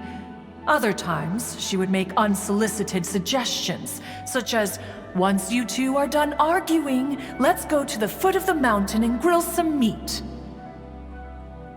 She always sought to make everyone happy, and one must say, she had quite the gift for it.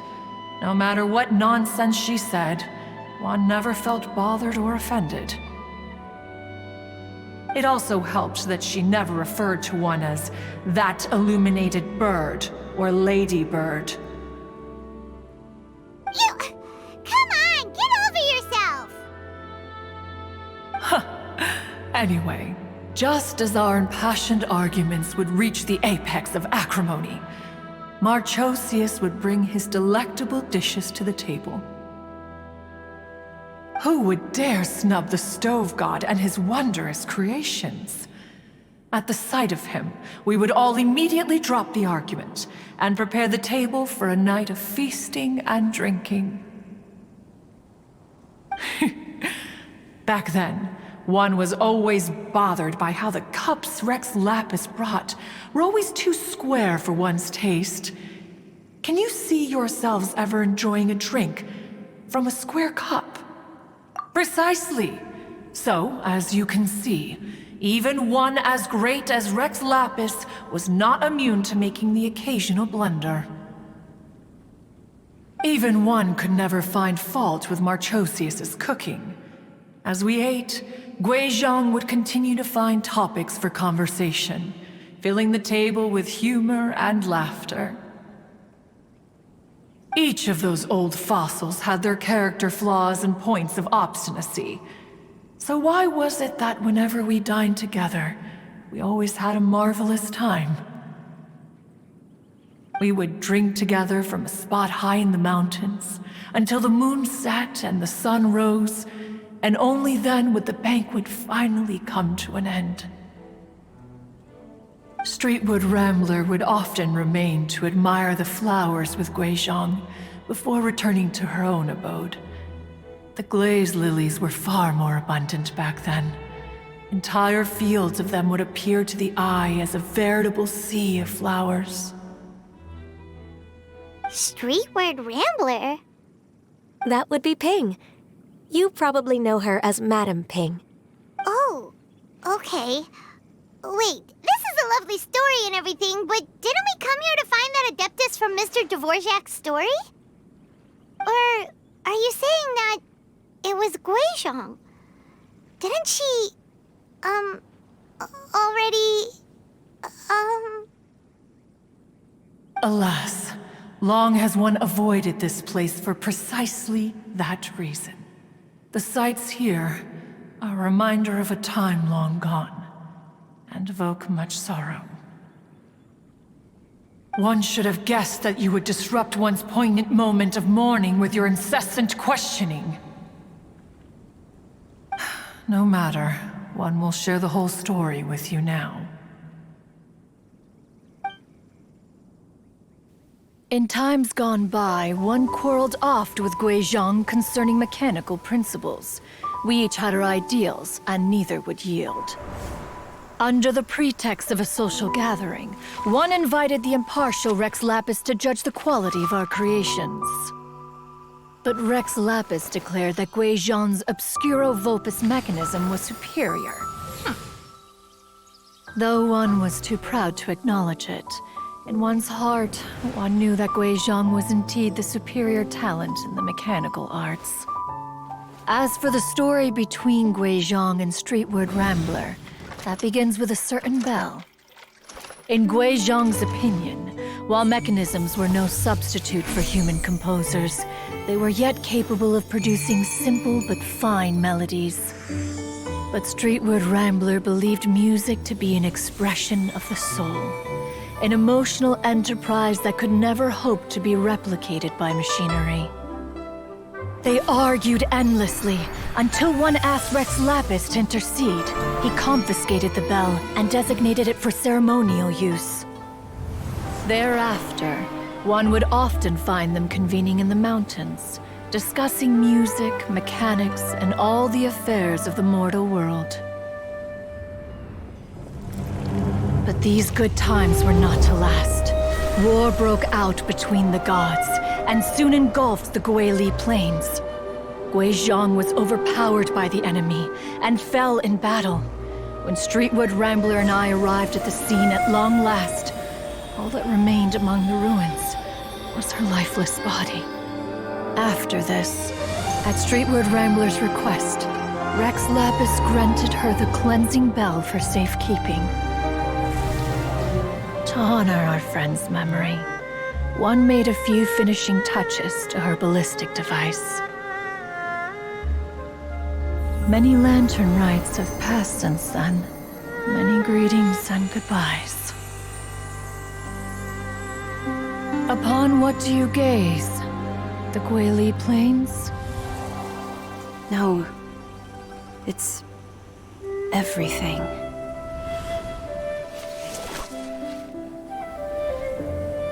We think of human life as like a lantern that's lit one minute and extinguished the next. But are we Adepti so different?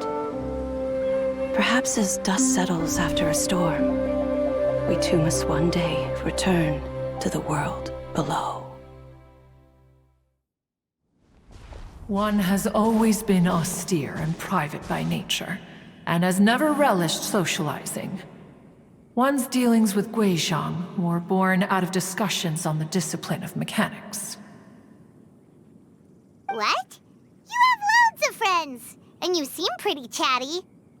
Just because one is not ignorant of social graces does not mean one is fond of them.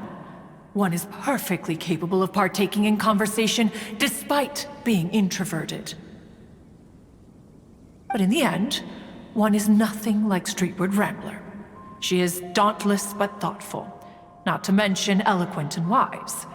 Moreover, her friendship with Guizhong was far greater than one's own. Back when they were rivals, they would often compete against one another in the realm of musical composition. That cleansing bell was one of Guizhong's proudest works, having the ability to both compose and perform. Wait, that's weird. Didn't Madame Ping say she pestered an old friend for that bell? And she also said something about being a vain beauty when she was young or something. Streetward Rambler, a vain beauty. My foot. That bell has a sad history. Clearly, she refrained from sharing with you the truth of its origins, since the right time had not yet come.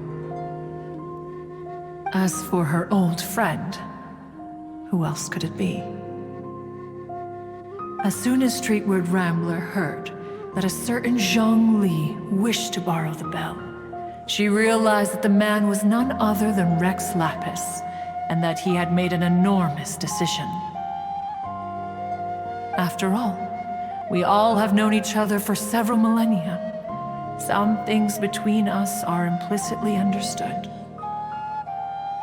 Whoa! So they were talking in secret code? Oh, Paimon did not see that one coming. Enough of your intrusions. Where was one up to? Ah, yes. One remembers now. The cleansing bell is powered by a mechanical art, and can be used to great effect as an accompanying instrument. After the passing of its creator, it was used on numerous occasions during rites of parting. But Streetward Rambler did not acquire it from Rex Lapis for the purpose of producing further funerary tunes. No. Each time she rang it, it was to play the tune that Guizhong composed on it. The two once clashed over their beliefs about the meaning of music. Who would have thought that with Guizhong's passing and Streetward Rambler's mourning, two tunes composed in discord would eventually become one harmonious composition?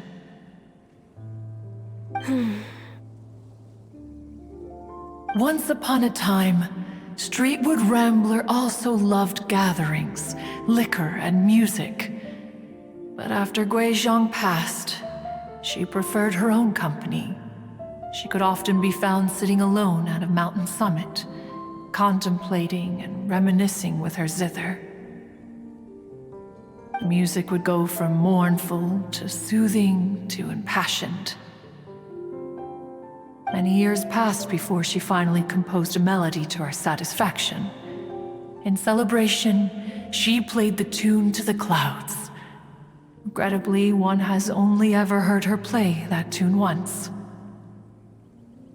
Which brings one back to the matter you've been investigating. Perhaps it was during that performance that the ancestor of your Fontaine friend fell into the water and was saved by Streetward Rambler. But if she was so happy with the melody, why would she only play it once? One was also greatly perplexed by this. After suppressing one's curiosity for a long while, one finally approached her and asked why she would retire the tune after having spent so long on it. In response, she said, "Though the strings that played that melody survive, the one who inspired it is gone. Tell me, Cloud Retainer, when the one attuned to my soul is no longer here, who else could hope to understand this tune?" Aw, poor Madame Ping. I just remember being taken care of by you when I was young. Once the Archon War came to an end, I stayed behind in Liyue Harbor to honor my contract. Although I met Guizhong a few times, I never knew anything of this particular story. Gui Zhang was quite the visionary, but tragically passed before her time. Her manuscripts still lie unfinished in the realm of clouds. Blank pages give one cause for contemplation on what might have been. Had you not decided to search for that mystery Adeptus, perhaps these stories, too, would have been lost to the sands of time. As of now, you know the truth. That the Adeptus who rescued the drowning man was none other than Streetward Rambler. Do you intend to discuss this with her?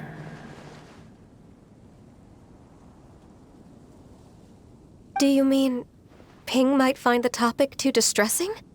Precisely. The passing of our old friend is a heavy topic that both of us are usually careful to avoid.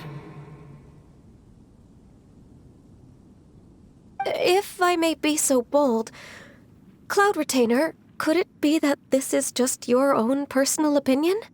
Oh? How so? I've been in Liyue Harbor for quite a long time now, and I've witnessed many farewells along the way, so I too am well acquainted with the pain of the passing of a loved one. But this doesn't bring the city or its people to a standstill. They have to keep moving forward. Someone as perceptive and wise as Ping will surely have come to understand and embrace this.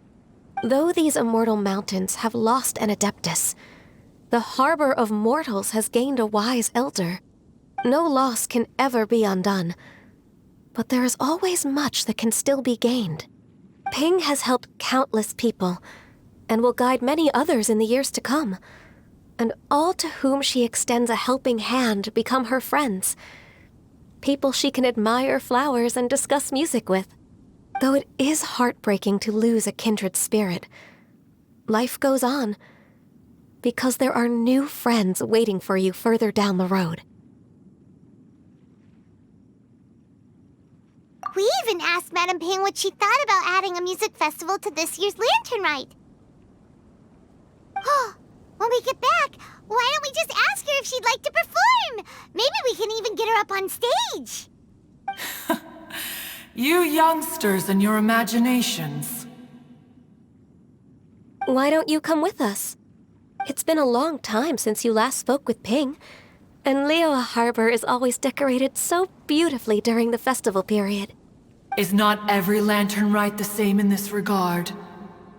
Were there ever anything new to discuss? One in Ping could meet any day of the year.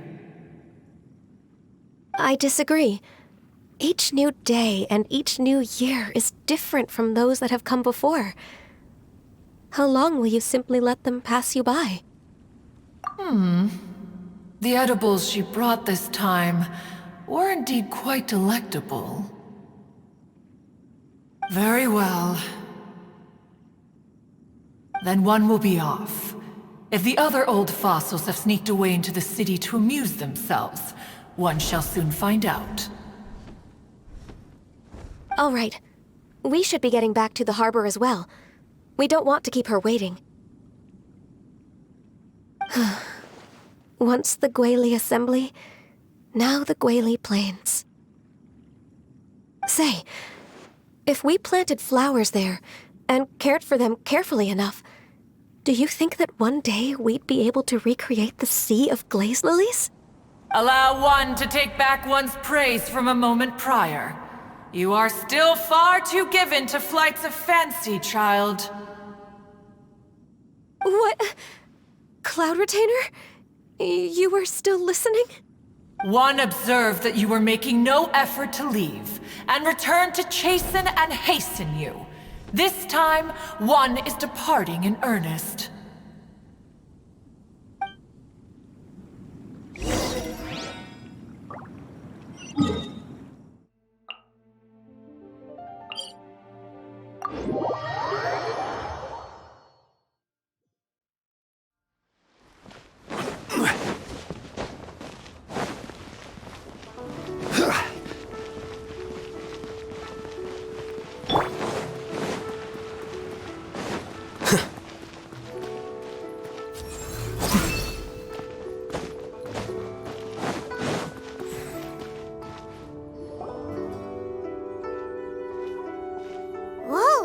Madam Ping?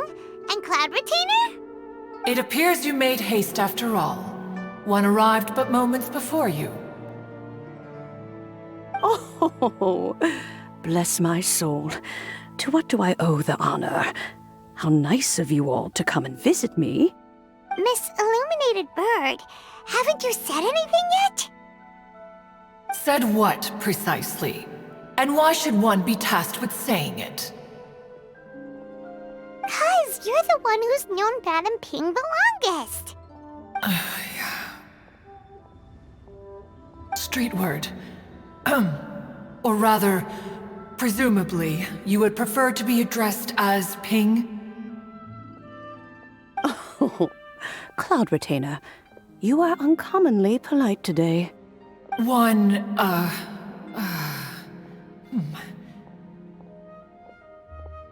Given that Lantern Rite is almost upon us, the weather in the city is most pleasant, and a sweet floral fragrance lingers in the air. Ganyu, please continue from here. Huh? All right. So, this all started because we were trying to help Mr. Dvorak find the Adeptus who saved his ancestor's life.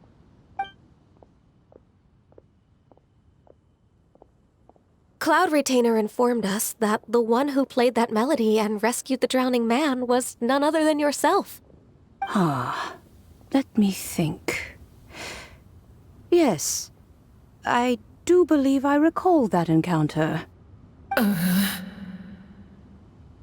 What a long time ago that was. I'm surprised that you still remember it.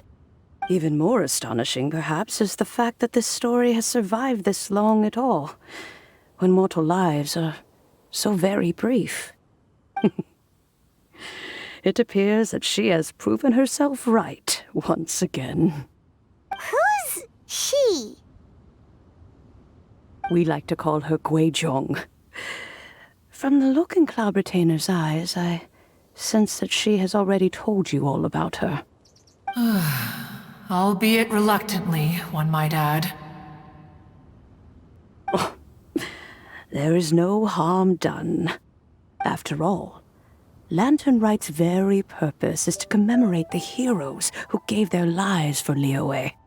Although Guizhong did not live to see the splendid sights of today, she was as much a hero as any other.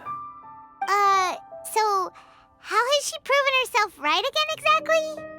Once upon a time, she said to me that humans were a weak form of life that she wished to protect with her wisdom.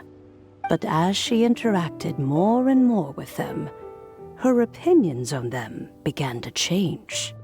She marveled at the beautiful complexity of their spirits, the sheer splendor of all they could accomplish through their hard work and intelligence.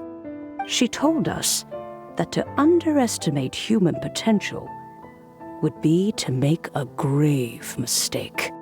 With the smallest amount of guidance, enormous power can be unleashed in them.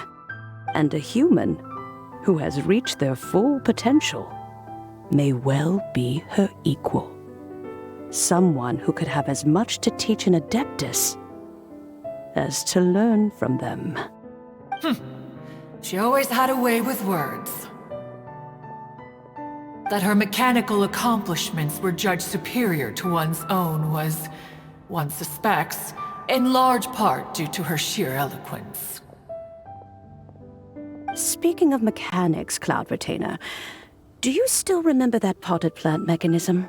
The one that the two of you gave me as a gift? Of course. Guizhong and one both put an immense amount of effort into that gift. It would be no overstatement to call it a testament to each of our individual technical genius. As Guizhong once said, it takes every blade of grass and every flower to make a homeland. When I see the sight of Liyue Harbor before us today, I am reminded of this. Madam Ping looks very emotional right now. Of all of us, it was Gui Zhong who was the fondest of these grand and exciting occasions. If she were still with us, I'm quite sure she would still be trying to best Cloud Retainer's finest works at every opportunity. Liyue Harbor is always filled with the sound of music at this time of the year. If she were here, one is certain that she would seek you out to discuss and debate the virtues of various melodies. Oh, yeah! Music! We've been dying to ask. What was the melody that you played back then? Oh, also, with you being such a music expert and all, why don't you join the concert as a performer? I can make arrangements right away. Oh, as much as I don't wish to dampen your enthusiasm, it's been a long time since I played this zither. My fingers don't have the dexterity they once did, and whenever I play that tune, it always reminds me of her. I start wondering what she would think of the changes I have made to her melody. There was a period of time whenever I started strumming, it almost felt like she was back again. Sitting right there on the stone stool next to me, chatting away. Skybracer and Seagazer too, looking just like they did in the old days. No matter how much time goes by, the moment that melody starts playing, it transports me right back to that time in my memory. So the past still weighs heavily on your heart? Well, I would be lying to myself if I claimed to have completely moved on. But that is not to say that grief doesn't get easier with time. Despite the sadness, I have found many things that bring me joy in life. It is simply the nature of the world in which we live that even if one wished to mourn for an eternity, it would be a nigh impossible feat. Just look at this potted plant. Isn't it stunning? It takes an honest and open mind to confront and conquer grief. You have indeed made progress. Be that as it may, I shall leave the lantern rite stage to the youth of today. Well, if you're sure. Granny! Whoa, what's everyone doing here? Did something bad happen? Ah, and now we've spooked Yanfei. No, everyone's just here to give me their regards for the holiday. Oh, that's wonderful, I'm glad. Well, in that case, happy Lantern Rite, everyone. Happy Lantern Rite. Oh, I just remembered that I have some, work to do at Yuehai Pavilion that I need to discuss with Yanfei. I haven't been able to find a chance until now. I will leave Mr. Dvorak in your capable hands. Cloud Retainer, Ping, we will be off for now. Huh? Does it have to be right now? Which case is this again? Hey, Ganyu! It seems Ganyu still has much to learn when it comes to the art of deception. What a pity. She has learned nothing of one's ability to carry a conversation. Since it's been so long, Cloud Retainer, why don't you stay? I'll make a cup of tea and we can chat a while. Gladly. This was one's intention as well. When you next see the Fontaine musician, please give him my regards. I'd like to wish him the very best with the concert. You got it, Madam Ping. Thank you all. I think you've listened to enough of my nattering for one day. As for that melody, I will play it for you all another time. Goodness knows I need to practice it first. Wow, that'd be great! We'll look forward to it. When that time comes, wherever her spirit may be among the countless grains of sand and specks of dust between the harbor and the mountains, perhaps she will look at the Liyue of today and steal a smile when she sees the prosperous land that it has become. All right, let's go tell Mr. Dvorak the news. Ping, what say you to convening more often in the future? That would be quite wonderful. But I must say, after all this time, I've grown quite accustomed to the harbor. When we are to meet, I shall have to trouble you to make the journey to the city. You sound just like Shenhe. The child is constantly telling one all sorts of stories from the city, as if one was partial to them. Have you ever considered moving to the city, Cloud Retainer? There are plenty of people here to talk to. I think you would find it quite the antidote to the monotony of solitude. And if you looked around, I suspect you would find some young minds with an interest in the mechanical arts. Some of them even worth training. We shall see.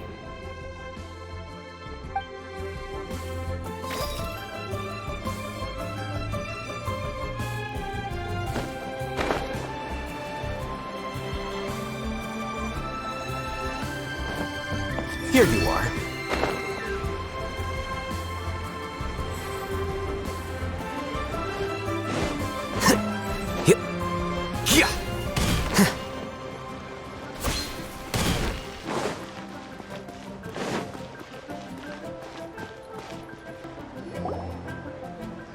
Mr. Dvorak! Ah, and Kuching's here too! Thanks for helping set all of this up. Welcome back. Did everything go well? Really, really well. We found the person Mr. Dvorak was looking for. Are you serious?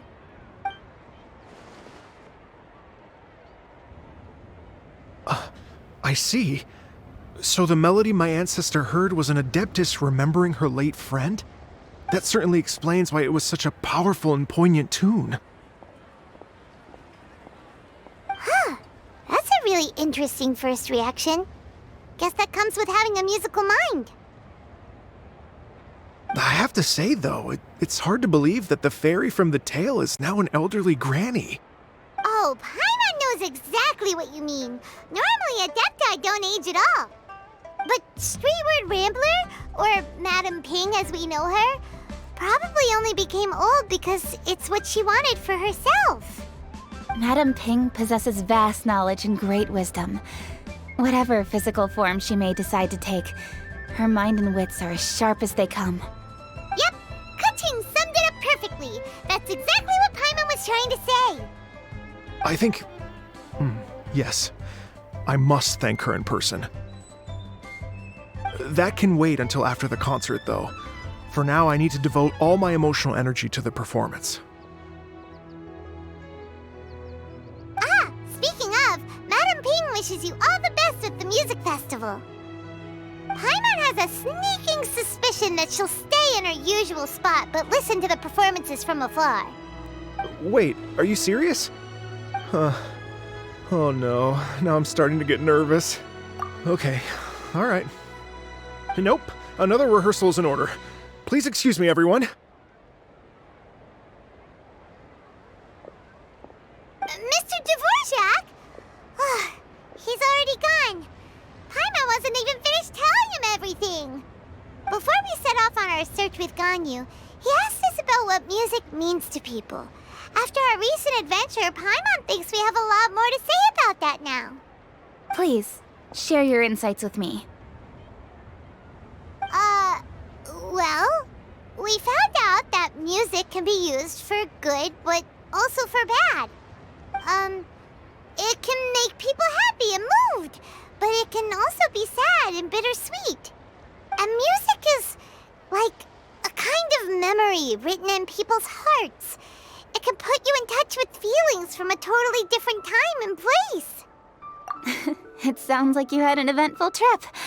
Don't worry, I'm sure Ganyu will fill me in on all the details shortly. Wait, does that mean you're gonna carry on working? Mm-hmm. Just a few things to wrap up. all the groundwork is done. As long as everyone enjoys the festival activities, all our efforts are worthwhile. Happy Lantern Rite to you as well. Whew. That should be everything taken care of, right? Oh, no, wait. Paimon feels like she's forgetting something. What was it? Oh, it feels like it was a while ago. Shoot! Latent... Wait, no.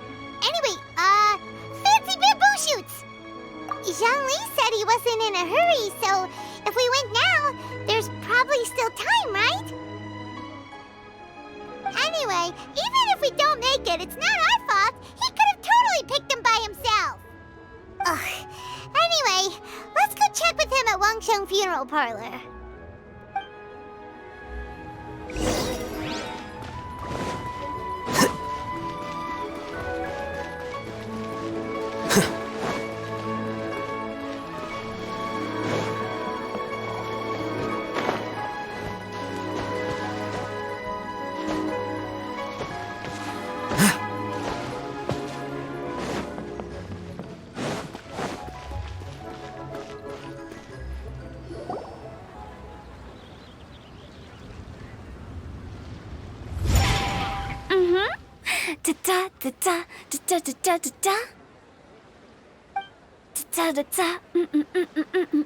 Oh! All right, let's take a break here. Oh wow, look who it is! Are you here to hang out with everyone's favorite funeral director? So you're just casually practicing your rapping skills at the entrance to your funeral parlor?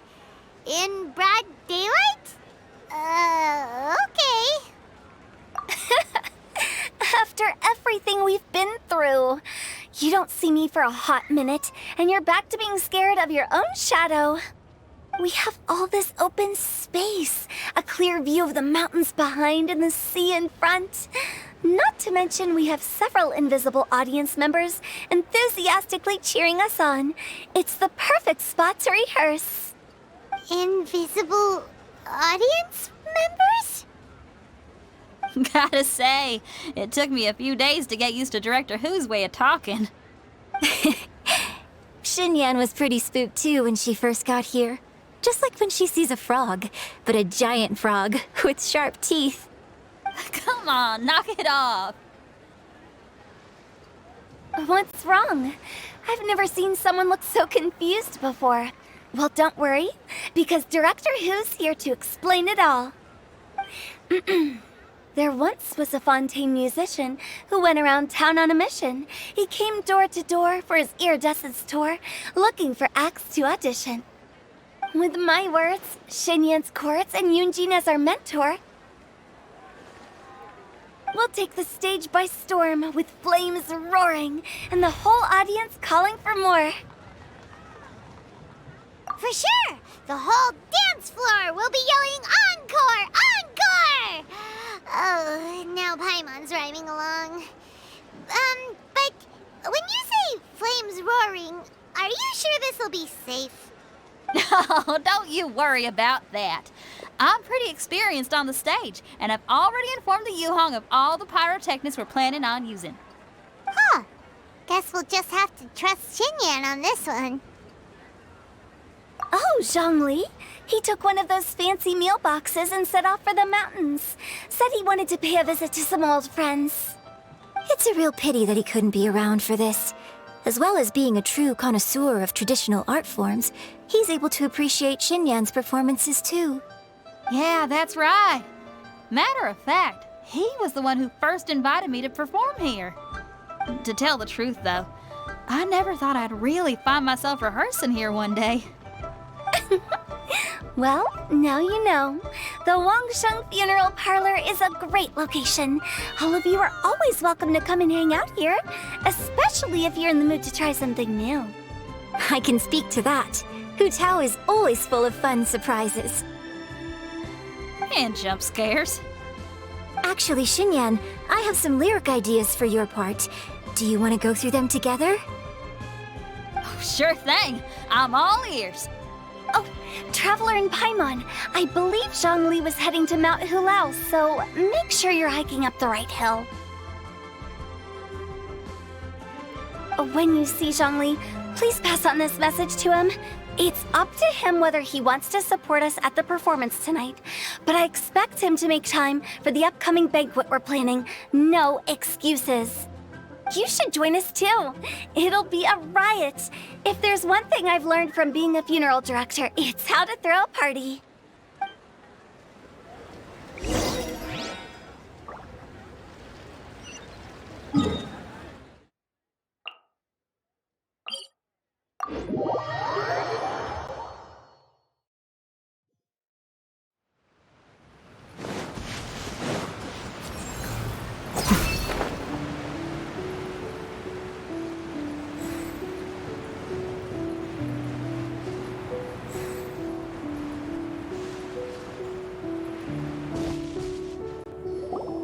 Paimon sees them! It's illuminated deer and illuminated bird number 2! A familiar face. Have you come from Liyue Harbor? How is the city nowadays? Everything's great! But if you're so curious, you can always go and check it out for yourself! In fact, Mooncarver has been taking many walks on Mount Tianheng in recent times. I believe the sights of the city are quite familiar to him. Zhongli! Here you are! We've brought the bamboo shoots you wanted. Impeccable timing.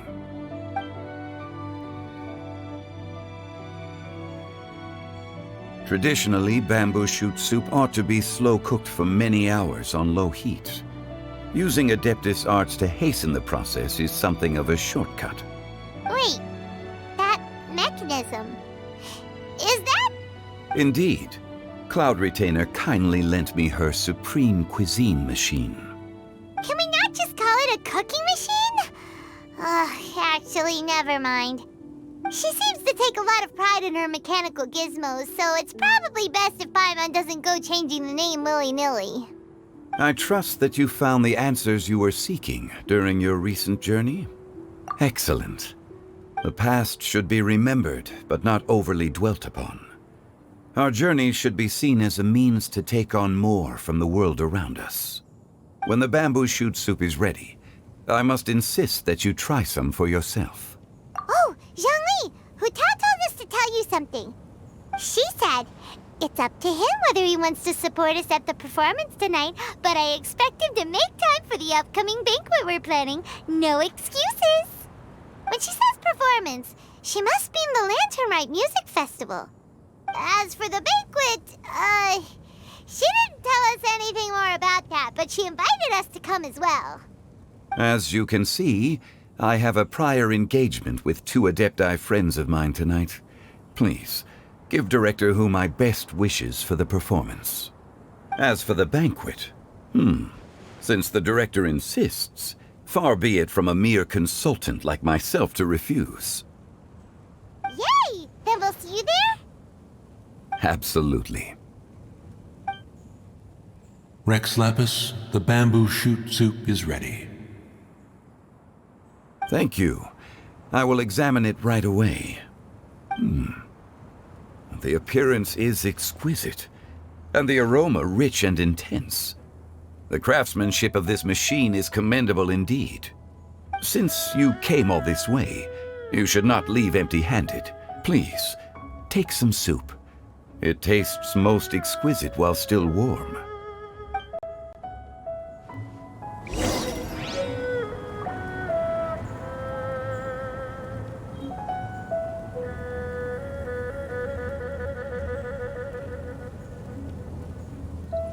I intend to reminisce with my old friends for a while longer.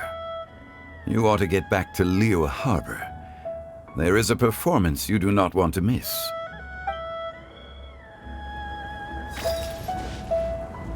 Had one known that Cloud Retainer was in possession of such eminently useful devices, one would have sought to borrow one from her long ago.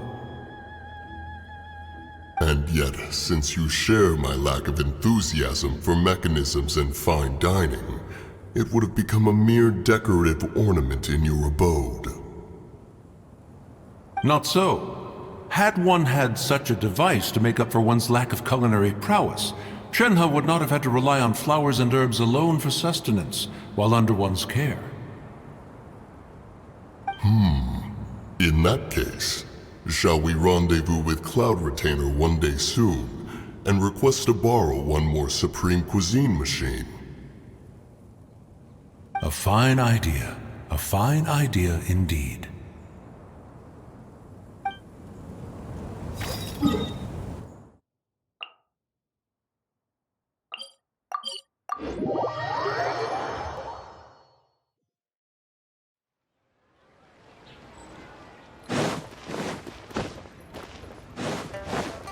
Quicker.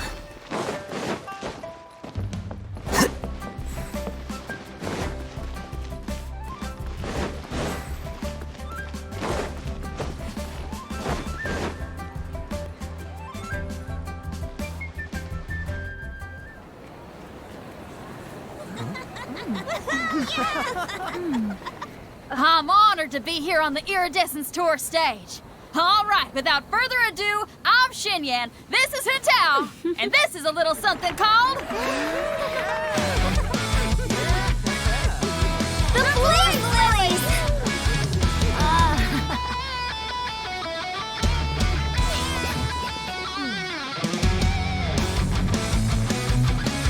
I'm up here blazing trails through the midnight sky, lighting up the world below. And when the crowds all hear my voice, they'll meet the spirit of rock and roll. Let's go! Hey, you butterfly, you too buzzing by, guiding your way to the afterlife, opening the path without a fright. Oh, I'll light the fire, watch it blaze across the universe. I'll spit my rhymes, watch your step, or you'll get burned. Hey, woo!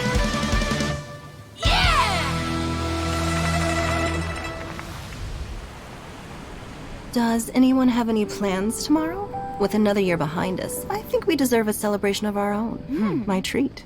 Interested? The Tianquan footing the bill? I can't miss out on that.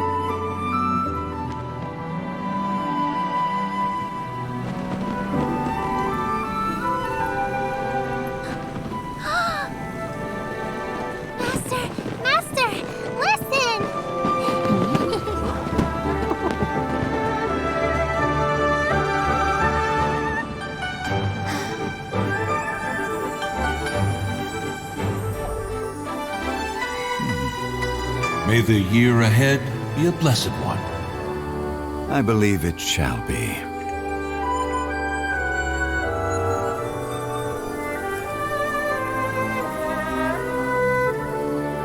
Master, the Xiao Lanterns, Ha! Elementary. One shall fashion for you a Xiao Lantern the likes of which the world has never seen. And you must take it to Liyue Harbor to display its magnificence for all.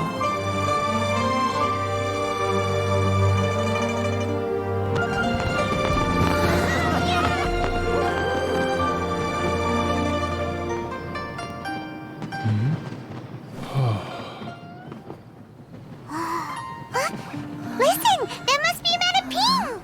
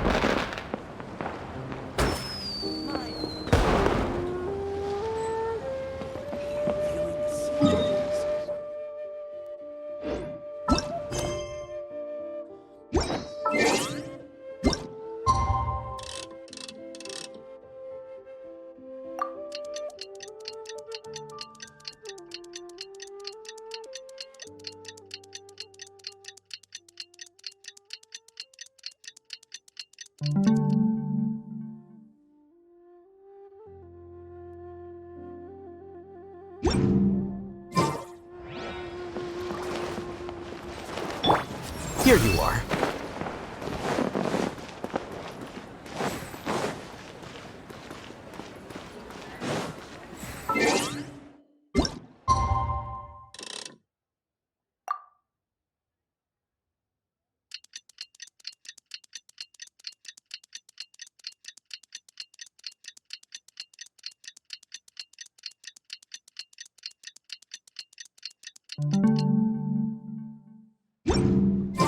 Traveler, hurry! It's almost time for us to join Hotel for dinner! Woo! And we'll be meeting at Shinyue Kiosk. It's the place with a really long wait list. As expected of the parlor director, always so generous! Come on, let's go!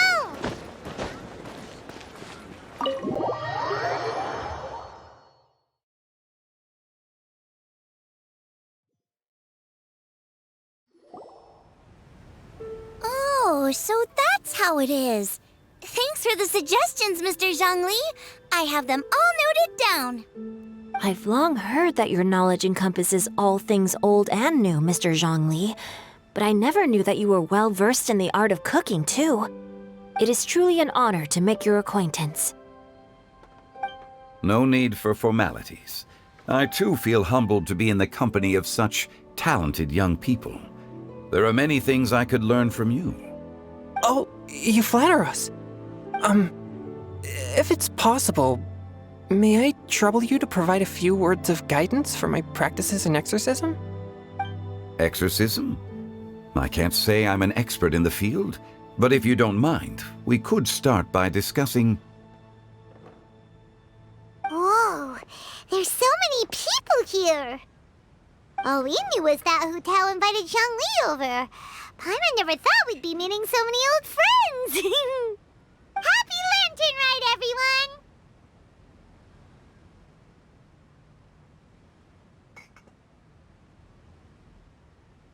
Likewise. Please take a seat.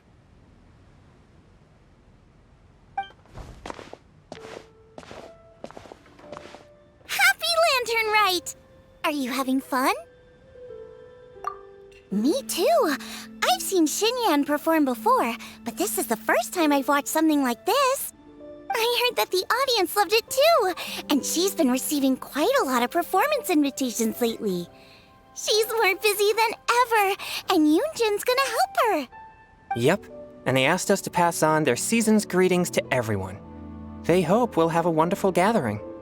The performance was spectacular indeed. However, it gave Xiangling a huge burst of inspiration, which in turn gave us a bit of a headache. Us? Did Xiangling ask you to try out her dishes too?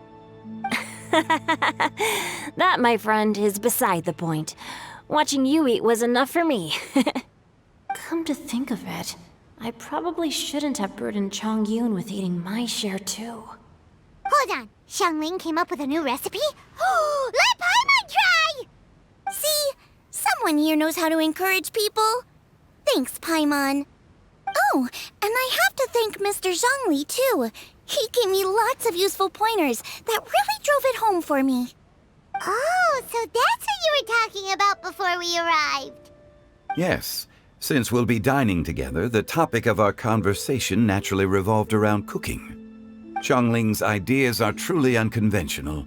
Her choices in both ingredients and spices are comparable to a melody dancing on the tongue. My suggestions were nothing more than the icing on the cake. Oh, the two of you always deliver. Now I'm getting embarrassed. Anyway, I'll get everyone to have a taste after I've adjusted the recipe based on Mr. Zhongli's advice. That sounds like it might become a little safer to eat. How about I sample the dishes next time? Speaking of eating, Paimon feels like we're missing someone. Oh, Huta was the one who invited us, but she's not here. And where's Guoba? Oh, Guoba volunteered to help Dad at the restaurant. You know, lots of people come over to eat during Lantern Rite. Without Guoba helping out, I probably wouldn't have had the time to accept Hu Tao's invitation. As for Hu Tao... The director went to collect a guest. She asked me to stay here and host you for the time being. Seems like it's almost time. Huh? Hu Tao went to fetch someone in person? Oh, that must mean they are super important. Could it be Kuching? Ningguang? Or Captain Beto? She didn't clarify. And as her subordinate, I couldn't just pry into the details, could I? Ta-da! We're here! Oh, we're not late to the party, right? Right? Good thing the Conqueror of Demons and I are both as swift as the wind. And whoosh, we made it just in time.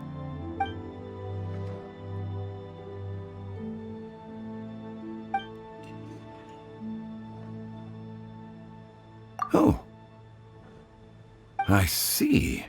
So the important guest is the Conqueror of Demons. I've been looking forward to meeting you.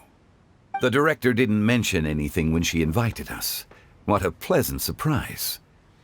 Gathered here with us tonight are not only young and accomplished individuals, but also the protector of Liyue's peace, Adeptus Alatus. To convene here with all of you is indeed a great honor.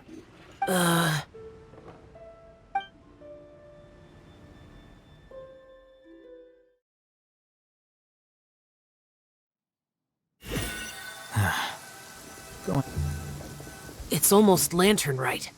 Yet you took all the trouble coming here. The director has a way of making it difficult to decline. Rex Lapis, may I ask what troubles you? The director asked me to buy sesame oil in preparation for the celebrations. Huh. Then why would you come all the way to Wangshu Inn? I had a pleasant chat with Chef Yenshao and received some spices from him. And, see?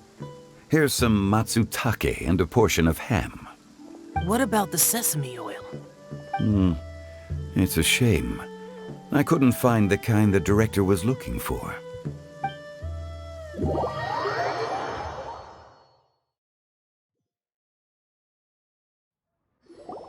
I'm sure you're exaggerating, Zhang... Sir. There he goes again. Enough with the pleasantries. Go let our guests take a seat. Everyone here today is well known in their own field and has probably heard about one another to some extent. Some of us are even old acquaintances, so there's no need to be this formal. I heard that the Conqueror of Demons and the Traveler are pretty close, no?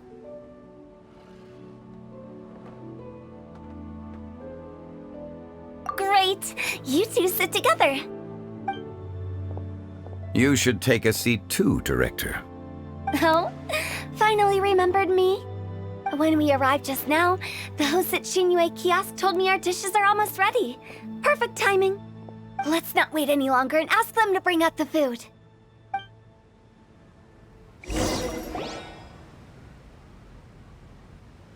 Paimon would have never guessed the person Hu Tao went to fetch was Xiao. Oh, that's also the first I've heard of the Traveler and Paimon being friends with the Conqueror of Demons. You know Xiao Chu? Knowing is a bit of an overstatement. I've always looked up to him. You might not know this, Paimon, but we exorcists have worked in close collaboration with the Conqueror of Demons for many generations, dispelling evil together, both in the open and from the shadows. Hard to imagine that thanks to Hu Tao, I've finally gotten the chance to meet him.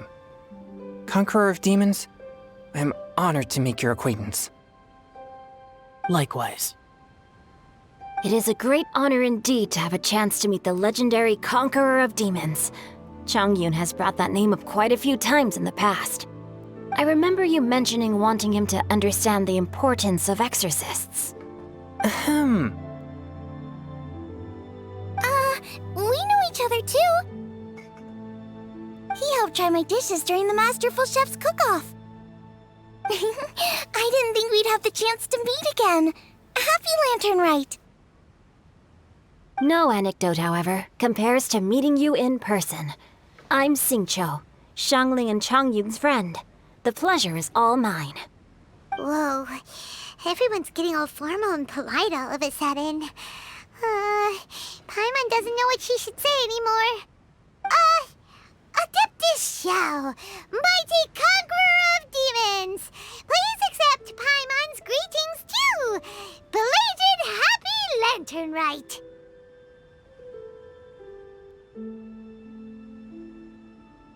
Paimon tried very hard to look for a fancy word, okay? Don't be too harsh on Paimon! There's no need to be so polite. You're right. This was meant to be a nice little get-together between friends after all. Too much formality kills the atmosphere. I didn't plan this gathering only for everyone to walk on eggshells. Hiya. What's your true intention, then?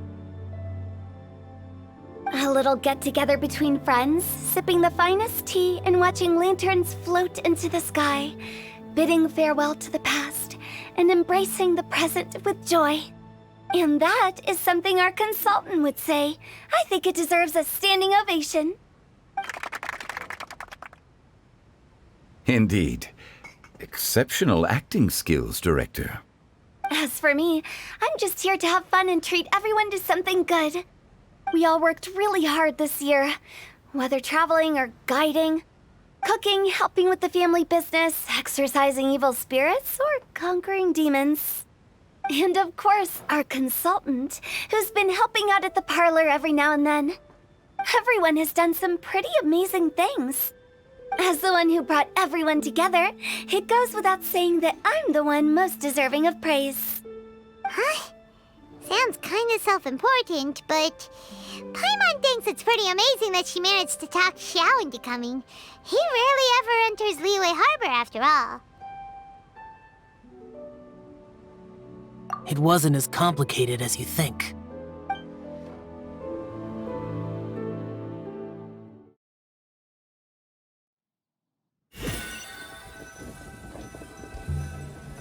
Okay, gotcha. Thanks, boss lady. It's not boss lady, just boss. And there she goes. What a lively girl. Conqueror of demons, Adeptus Shao. Guardian of Wangshu Inn, hero of Dihua Marsh. I know you're there. Quiet. Do not disturb the peace. Sorry, but you wouldn't show up if I didn't yell your name, would you? I know you. You're the 77th director of Wangsheng Funeral Parlor. Is there something you need?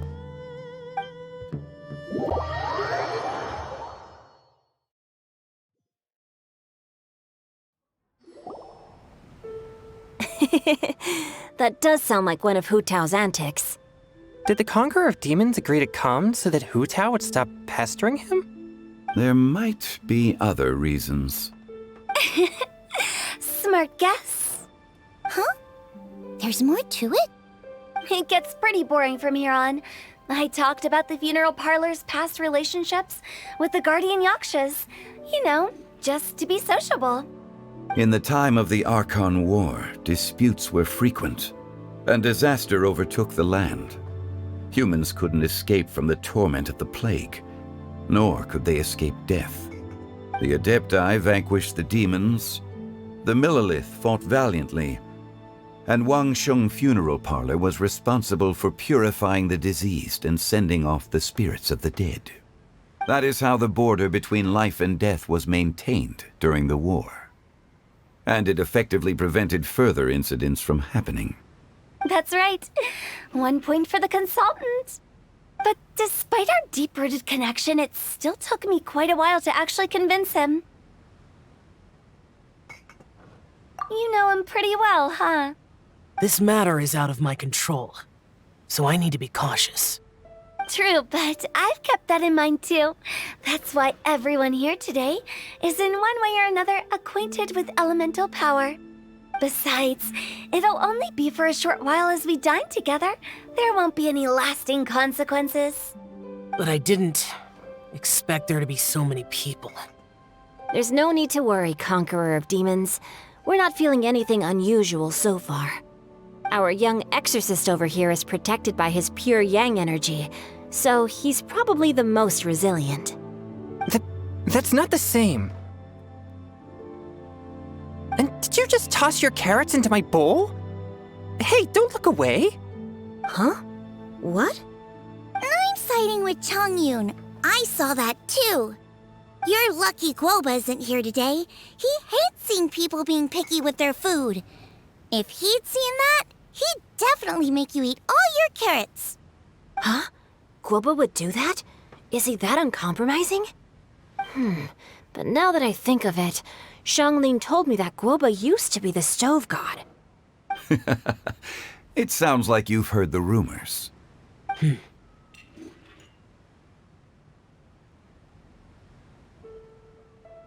I'm doing fine.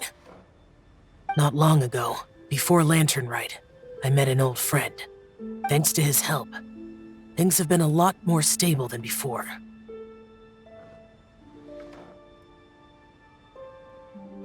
Right! Wait, what?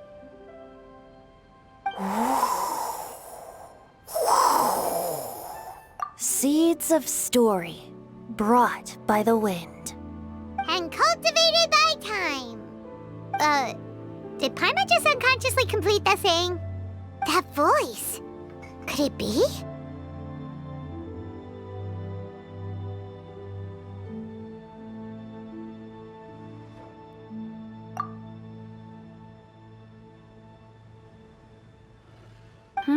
If I'm not mistaken, there's someone knocking at the door.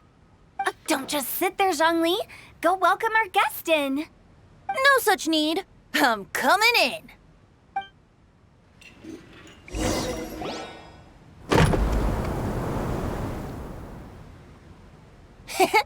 You finally let me in. Hello, hello. No matter if we've met before or not, this moment marks a brand new encounter. Old friends and new. Happy Lantern Rite. Oh, it's the tone-deaf bard. Oh, he seems to carry a valiant breeze wherever he goes. It looks like we're gonna be friends. Fate has brought us together, so come on, take a seat and be my guest. Help yourself. Oh, I'll ask them for another set of cutlery. This young lady here is as bright as a fresh bouquet of flowers in the morning's rising sun. She no doubt is the one with the most authority here. Whoa, these dishes look amazing! Is it really okay for me to join in? All right, I'm digging in. Huh, it's you. Oh, isn't this Genyu?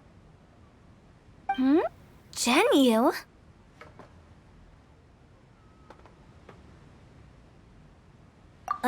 Yep. Now that I've taken a closer look, you're a fan of Genyu's works, aren't you?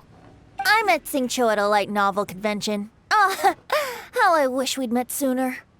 I never expected that there'd be another person in this world who could interpret Genyu's new novel as thoroughly as I could. Venti, you're being too humble. Considering your poetic talent, your fundamentals are way more impressive. Could this new guest be Master Xingqiu's friend? Yeah! Xiao, you remember me too, right? We had a chat not long ago. Yes. Monsters become more active than usual as we get closer to Lantern Rite. I was patrolling Dihua Marsh a few days ago when I happened to run into this. You've already forgotten? I'm a bard, remember? And bards go around singing wherever they like. Oh, right. And this bard was performing in Dihua Marsh. It was a moving melody, and it made me feel relaxed and at ease. I couldn't help but stay and listen. Thank you for your patronage.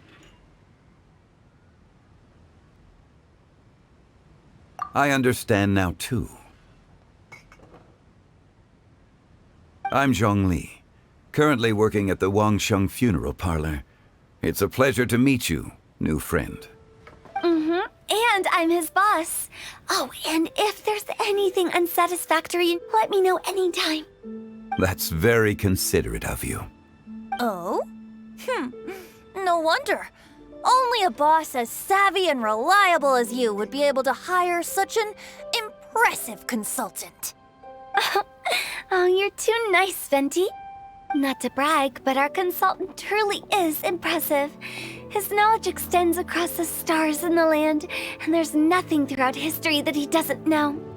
From the sophisticated way he speaks, it's hard not to suspect that he could very well be an adeptus in disguise.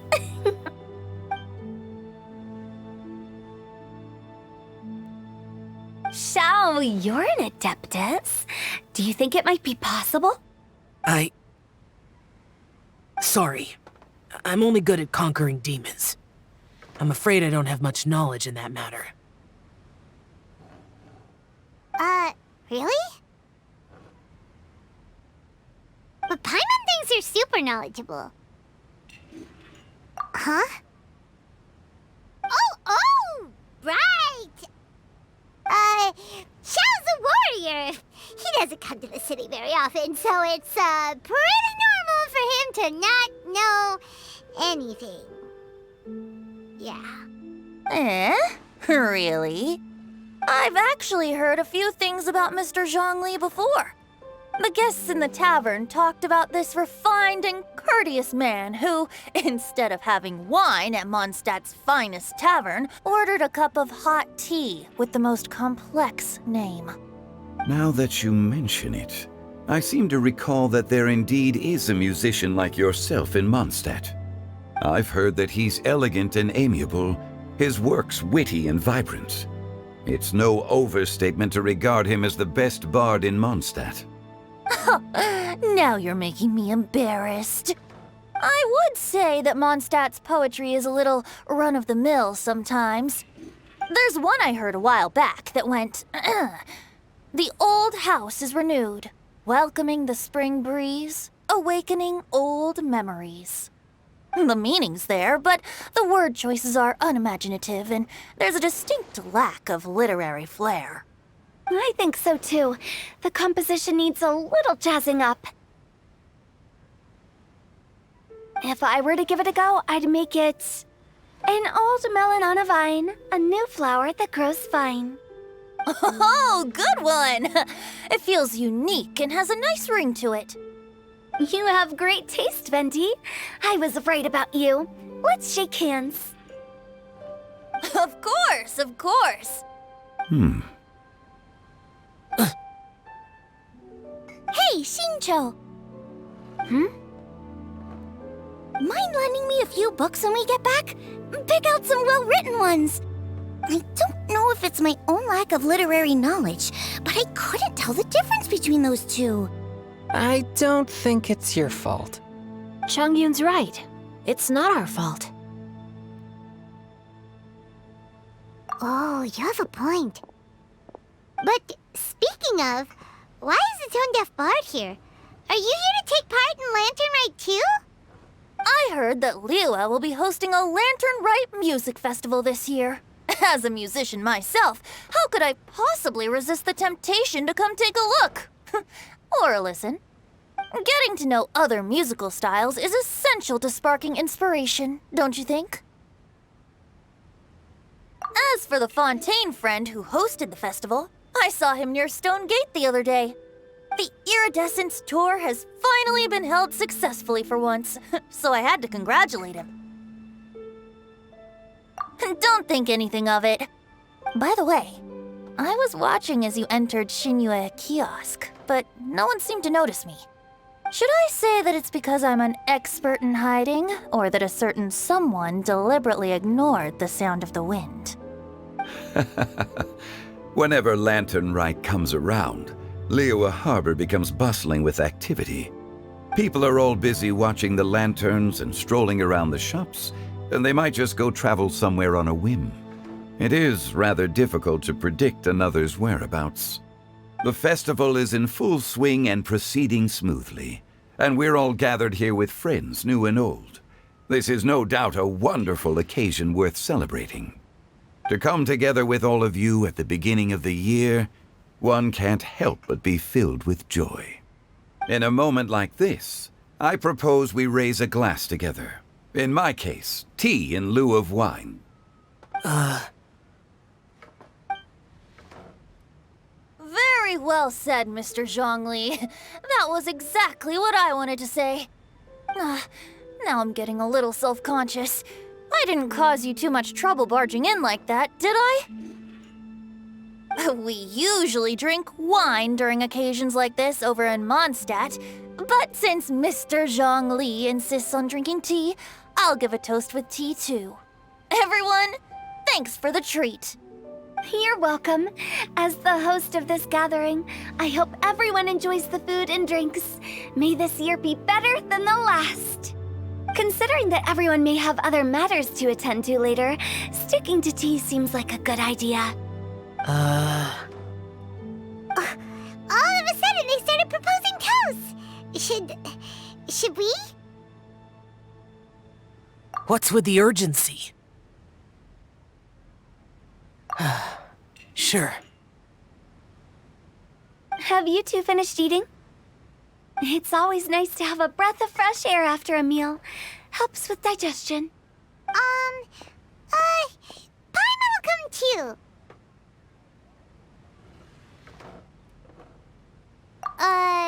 Yeah? Okay then. Don't forget to come back.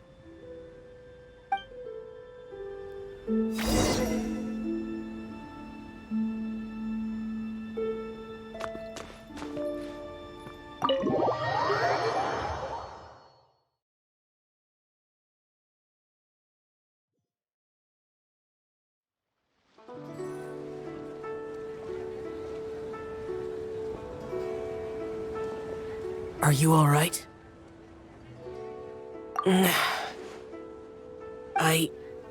It's hard to describe.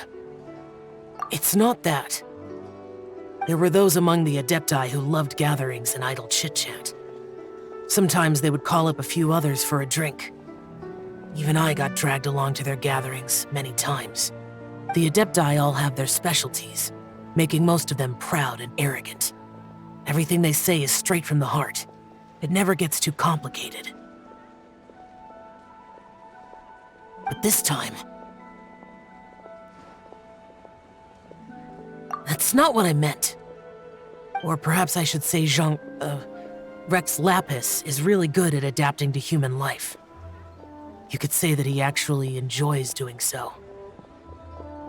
And that's something I might never be able to do. That does sound like something you would say. No matter. I know my circumstances. Whenever I think of the ordinary conversations I've had with you, it feels strangely novel. Yes. The parlor director went out of her way with the invitation, so it was difficult to turn her down. I had made mental preparations before agreeing to come. She told me that all the guests today would be acquainted with elemental power, and I knew that you would be here. But I didn't expect the other guests to be... General Capisis always said that we should live in the present and enjoy every pleasant surprise. Perhaps that's what I should do with what I'm feeling now. But I think he meant designing clothes for those around him. The clothes were intricately designed, but inconvenient to wear. Brother Bosacius never tried to hide his distaste in front of him. Rex Lapis did like his designs and even collected quite a few. The outfit he wears now was also designed by General Capisis himself. I never saw him wear this during the war. I didn't expect him to start wearing it later. Oh, here you are. I'm not intruding, right? You're not. What is it? Hu Tao saw that everyone's done eating and asked the staff to bring out the desserts. Paimon got so anxious that you weren't back yet that she scarfed down her dessert without the usual slurping and munching. To be honest, I was kind of worried too. You looked a little restless just now, and I thought you weren't used to the food here and was planning to head back to Wangshu Inn for something Yanxiao made. You're worrying too much. Why would I? Anyway, let's head back.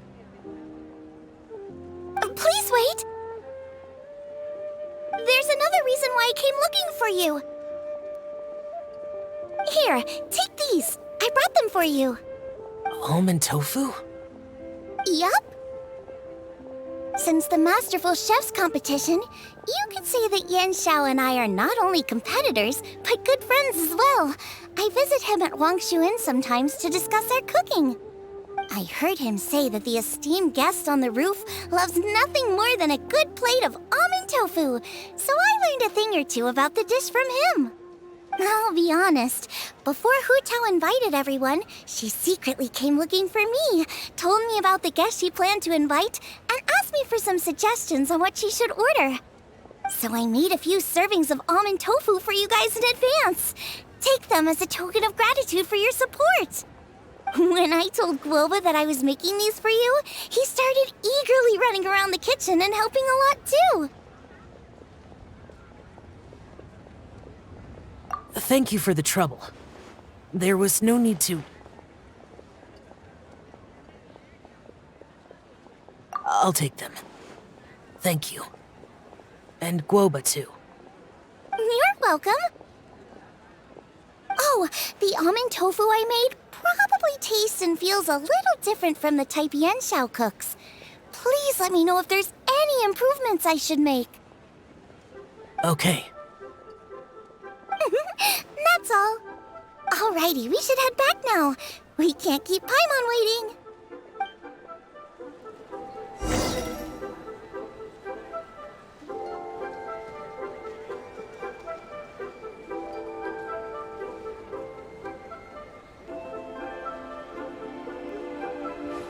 Wait. Huh? No.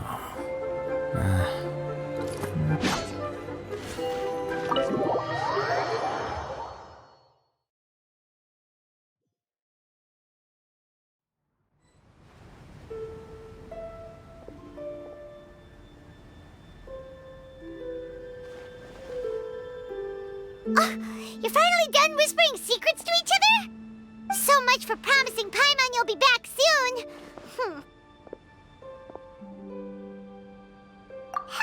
How could you say that to Paimon? In that case, besides having no sense of time, Paimon will let you know what having no sense of fullness looks like. Your dessert is all Paimon's. Sorry to keep everyone waiting. No worries, we're all just chatting here. There's no serious business to take care of. Whether we're chatting outside or inside, it's all the same.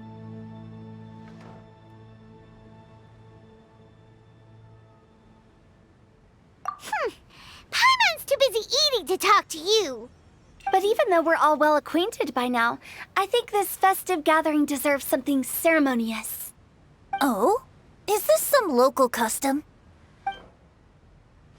Nope. This is something I made up so that good luck will be on our side, that's all. Spontaneity is the best choice to make here. Let's use this incense burner on the table. It's been lit for so long now that the incense is running out. I'll leave refilling and lighting the incense to the most distinguished guest among us all. Lighting the incense will signify continuous growth and prosperity in all our endeavors in the new year. I see. Perfect symbolism, as expected of Hu Tao. And speaking of the most distinguished guest here today, I'm sure we all agree that it's Mr. Zhongli. I'm not very familiar with the details of his past deeds, but chatting with him has been a real eye-opener, even for a bard who has traveled all across the world. If knowledge were a form of power, one could even say that you're a wielder of unlimited strength. But when it comes to having a way with words, the notable bard is certainly one cut above the rest. I just happen to have a good memory. It is such an unexceptional skill, yet you made it sound like an unparalleled talent. I am truly impressed. Since we all get to nominate someone...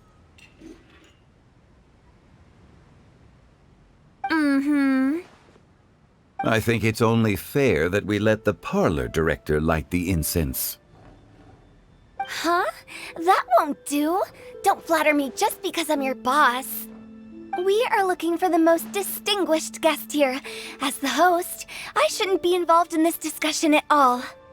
Now that we've enjoyed this table full of delicacies, how about we let our one and only chef here do the honors? Is this really the way this works? I didn't cook any of these dishes. It's not a big deal. Just look at her! Xiangling, the disciple of an adeptus, the stove god's best companion, the winner of the Masterful Chef's competition. The only heir of the famous Wan Min restaurant. A good old friend of mine. There's no better choice. Why does Paimon feel like we're back at square one again? Please stop! You're making me embarrassed! If we're looking for a distinguished guest, surely the second son of the Feiyun Commerce Guild counts. It's one of the largest commerce guilds in Liyue Harbor. Huh? Don't get me involved in this. Ooh, not a bad choice. With the Commerce Guild's young master lighting the incense, we're all sure to make a huge sum of mora in the new year. That's not how it works. Making a fortune is indeed a fine wish, but it's of lesser importance than good health and happiness.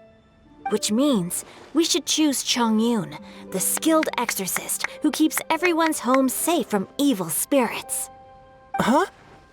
Now you're nominating me? I can't be the one when we have the Conqueror of Demons right here. Adeptus Xiao has the most seniority among everyone here today. We should... I refuse. I am most certainly not the most distinguished guest here. You should all be able to make the right judgment based on your observations. One person here is well acquainted with everyone else.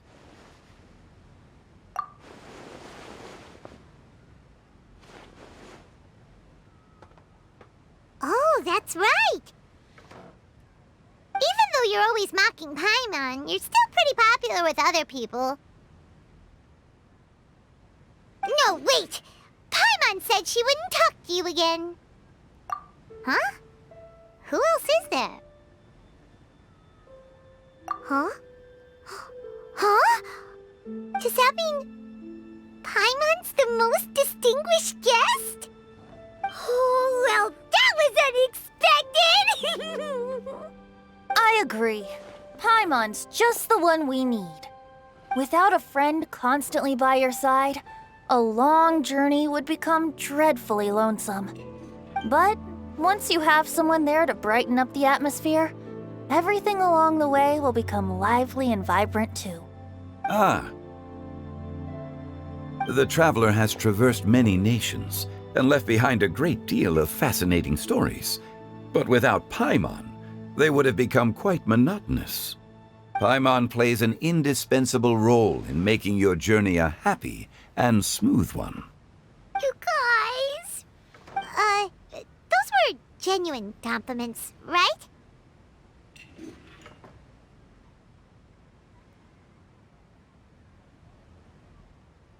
Thank you.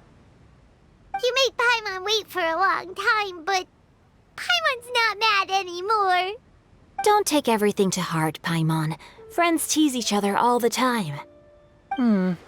That is indeed true. That means Paimon is as important to the traveler as Guoba is to me. Looks like we've come to an agreement. Any objections before we proceed? I trust the traveler's judgment. Then Paimon it is. And now, the world's most excellent traveler's greatest companion, guide, and friend, Paimon, will be refilling and lighting the incense for us. Here you go. Take the match, and don't burn yourself. But if things go really wrong, here's the 2-for-1 coupon.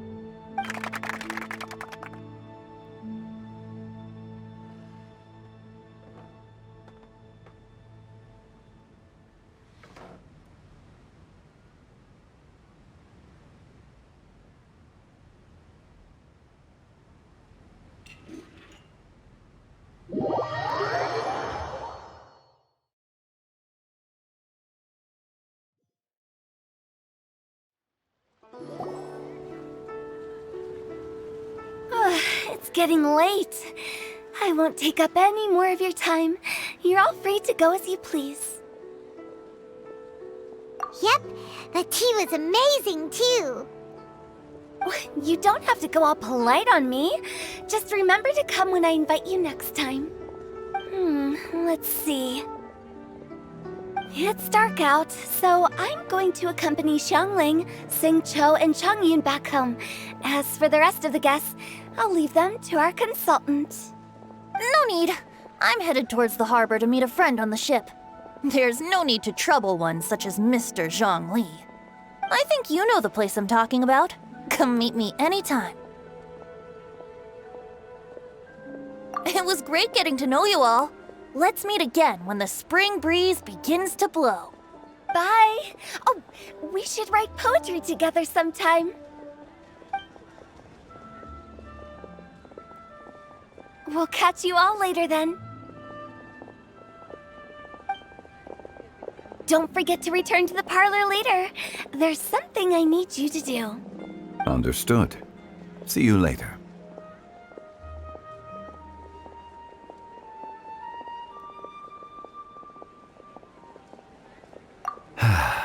Well then.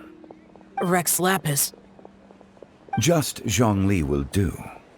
I live as a mortal in Liyue Harbor now. I am just one among many who begin work at sunrise and retire to rest at sundown. If we were to consider status and seniority as Zhongli, I should be respectfully referring to you as Adeptus Shao. Heaven forbid. Not you too. I meant what I said. I heard that during the Lantern Rite Music Festival, you conferred with Streetward Rambler and Cloud Retainer. I take it as you've gained a lot more knowledge about the past? The same truth will sound different coming from different people. As more bear witness to a story, feelings and interpretations expand in variety too. I once had a pleasant chat about the past and present with a Sumeru scholar named Soraya, and learned a few things about her research topic. From the evidence she found and the conclusion she made, her area of research is already very close to the truth. But there are multiple sides to humans and gods alike. In the legends recorded by humans, some gods were depicted as arrogant and condescending, while others were kind and capable. But whether to me, Streetward Rambler, Cloud Retainer, or younger adepti such as Shao and Ganyu, those adepti and gods that may seem extraordinary to humans are something more akin to close companions. This was as true back then as it is right now. Just how Shao may seem unapproachable to most, but the Traveler has proved otherwise. So there's no need to dwell too much on certain things. Zhongli, what you're saying is... It looks like you understood what I meant. The director asked me to accompany you on your return, but I don't think you'll need my protection. I'll be taking a walk around and admiring the night scenery. After that, it'll be time for me to go back and meet up with the director. Goodbye for now. Bye, Zhongli! Everyone's gone now. Paimon always feels a little empty inside when a lively celebration ends. But at least you always stay by Paimon's side. No. Paimon got it mixed up. Paimon, the best and most distinguished travel guide, will always stay by your side, Traveler. Good that you're aware of that. Shao, is there anything else you want to do? We could take you on a tour of Liyue Harbor. No need. I've stayed here for much longer than I had expected. The city lights are a fine sight, but it's time for me to leave. The events of today occurred so abruptly. I appreciate your kindness. Okay. I'll see you next time then.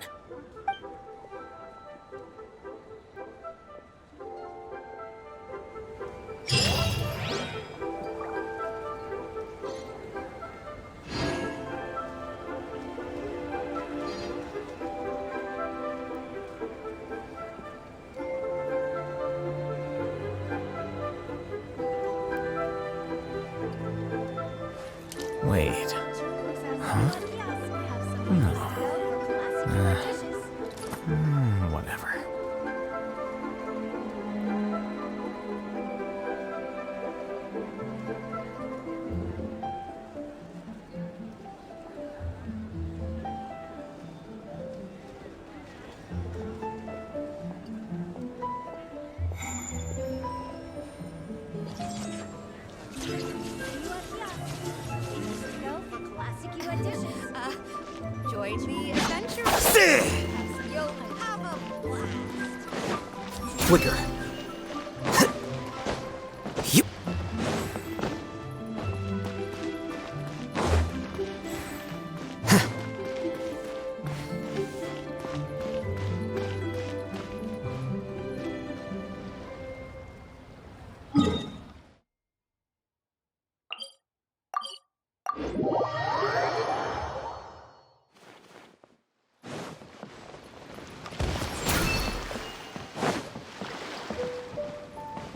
This is such a cool ship! Facing the sea breeze and gazing out at the soaring seagulls makes me want to sing out loud! Kazuha, how about I stay here and be the ship's resident bard? What are my prospects? With your level of artistic finesse, I'm sure nothing will go wrong. But I'm afraid the sailors aboard are not the most versed in the arts. They probably wouldn't understand the deeper meaning your poetry holds. You can't say that for sure. Poetry is spur-of-the-moment creations. Anyone viewing the same sights and experiencing the same atmosphere would surely understand. There's a port in Mondstadt too, but I rarely get the chance to board any of the ships.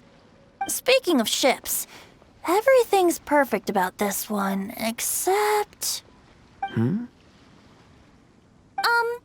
Kazuha, could you tell your captain that my height says nothing of my age? I'm way past drinking age. How often does one get to enjoy a seafood feast on a ship? It'll be a real shame if there isn't anything stronger to enhance the food. Pretty please? There's not much I can do about that. It's not because Captain Beto's not on the ship right now, but because there's no room for negotiation on this matter. Even I have to sit in the no-drinking zone every time. But I don't get drunk after just a few sips. Trust me, I can hold my liquor really well.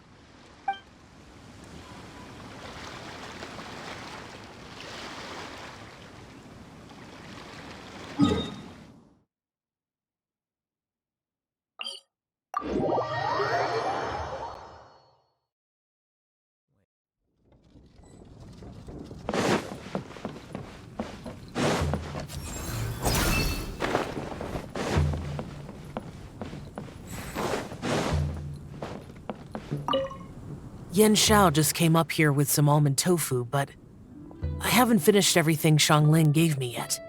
You should try some too. I'm not as experienced in tasting mortal food as you, and I couldn't tell the difference. There must be many different stories to tell of the hustle and bustle of the mortal world, too. You can tell me. I will listen.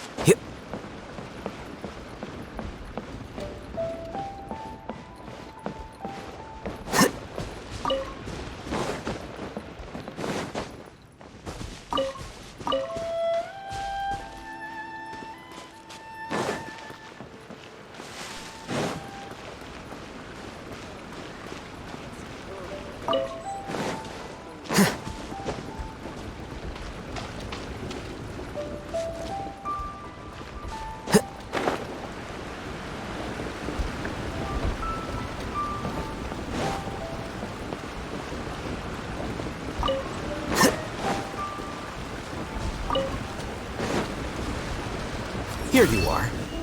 I'm so happy. And all the grandmas and grandpas in Chingsa Village had a great time too. You mean, what am I doing here? Well, just now, I did a performance for everyone. Although I can't play an instrument anywhere near as well as Master, I can still sing. Even Granny Roshin said I did a great job. She also gave me some candies. I'm so happy. And all the masters told me a lot of stories about the Adepti. There was Skybracer with the giant deer horns, and Seagate to collect treasure. Sometimes Master talks and talks for a long time until her voice starts to sound sad. But then she always breaks into a smile again and tells me all of the things each of them loved best about Liyue. I love everything about Liyue. Some of the Adepti are gone now, but it's okay, because I'm gonna help take care of everyone in their stead. I'm so happy. And I'm happy that Mr. Dvorak found the fairy lady from his story. And I'm also happy that it turned out it was Master all along. Also, I helped out this time too, didn't I? So that means I was paying homage to my master? Oh, also, Mr. Dvorak got one of his friends to bring me a toy from Fontaine. I like it a lot. At first, I didn't know whether I was supposed to accept it or not, but then Master said it was okay, so I did.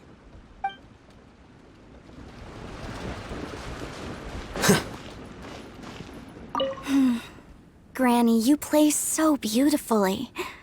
Do you think you could teach me? Oh, child, you simply never stop, do you? This festival is a rare chance to rest and relax. But here you are pestering me to teach you this, that, and the other. Don't worry, Granny. I'm a fast learner. And anyway, the sooner I start learning, the sooner we'll be able to perform a duet together. A musical duo is only as good as its weakest link. So you gotta teach me all your secrets, okay? All right. Well, you can start by making me some more tea and leaving it to cool on the side. Sure, Granny.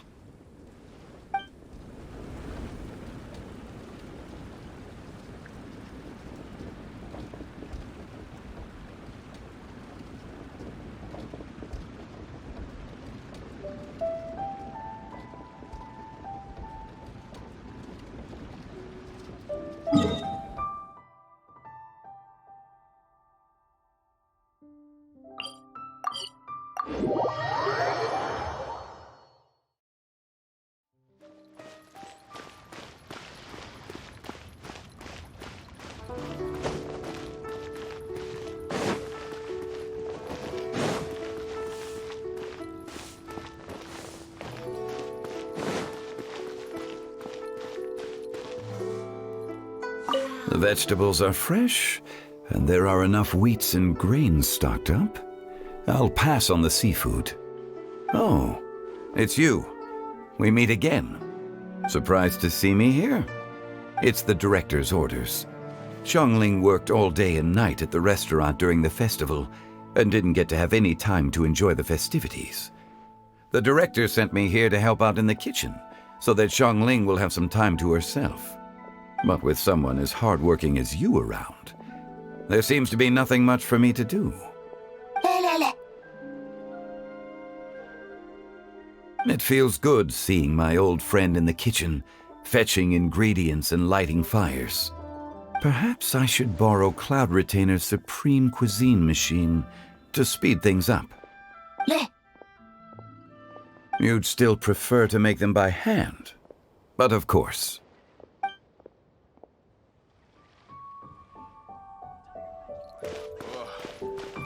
People must have iron stomachs. I think I may have overeaten.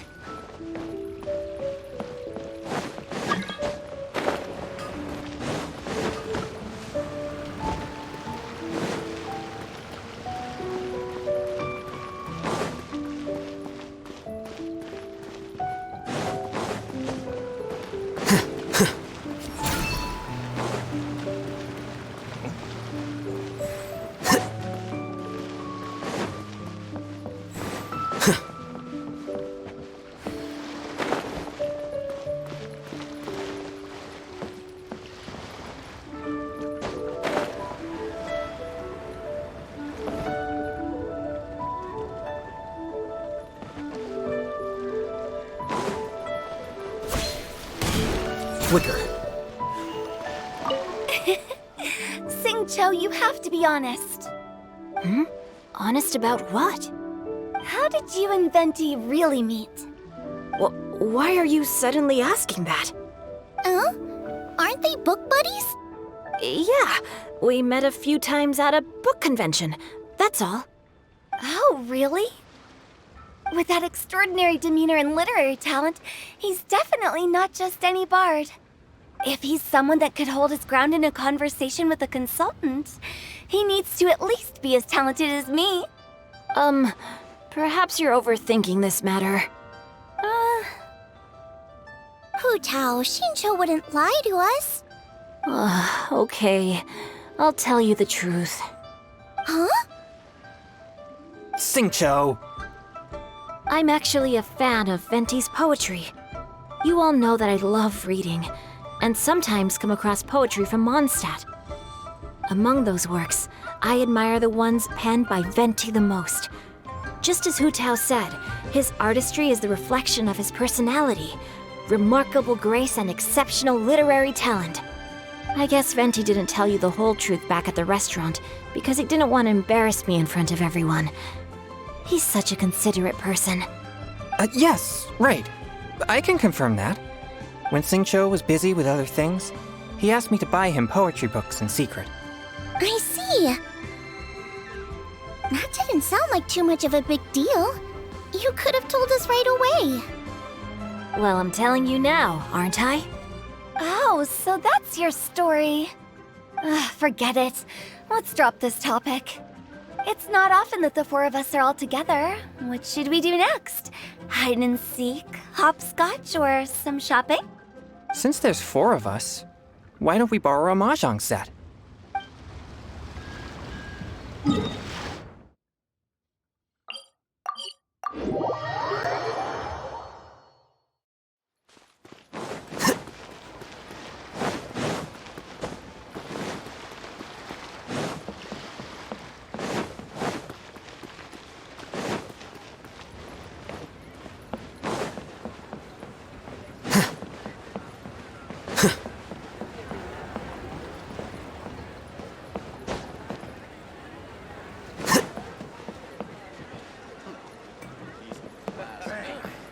Your cuisine is disgusting.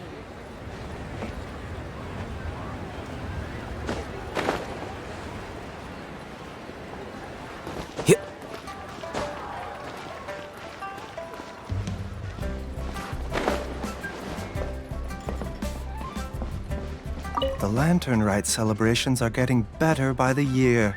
Such wonderful music. Dr. Baiju, I've brought the herbs. Who are they for? The singers. Performing at a music festival is very demanding. Using these herbs in good time will protect their voices from damage. Oh, that's why you were preparing them all night. I dared not neglect the Yuheng's request. Her messenger was quite insistent that it should take top priority. Let me double check again. This one is for...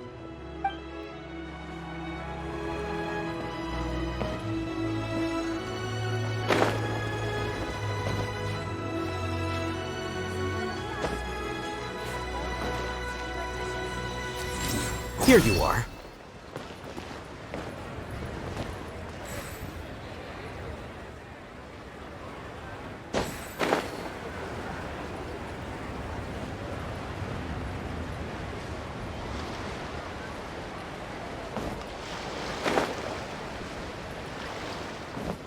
Magnificent! Absolutely magnificent. Yes, when I heard the music coming from up in the clouds, I was so stunned I could barely think or move. I felt like it had a special kind of hold over me. Or maybe it was the adeptal power within the music. And the ensemble at the end was truly sublime. I felt like I would have started to cry if I hadn't been one of the performers on the stage.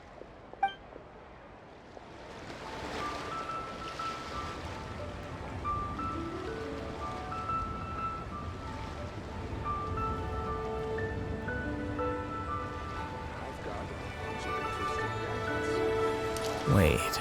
Magnificent! Well, Lady Ningguang, the Tianquan of the Liyue Qixing, has invited me to visit her again at Yujing Terrace to discuss a long-term collaboration plan.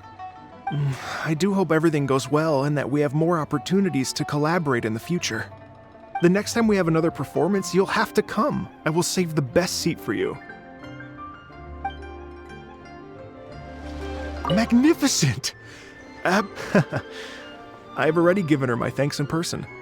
This is what she said. It is only natural to lend a hand when we see someone in distress. The wonderful music you brought to Liyue is worth far more than gratitude. Truly, I felt so honored. But I've also made a decision for myself. I will strive to create even more wonderful, original music for this era.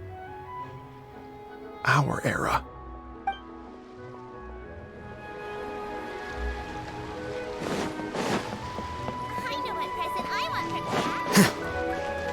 Flicker.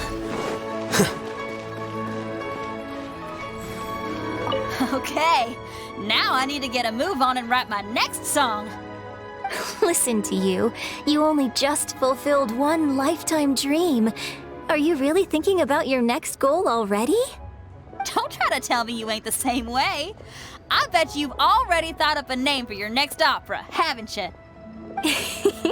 You know me too well, Xinyan. The Adeptus-Seeking Voyage. How does that sound?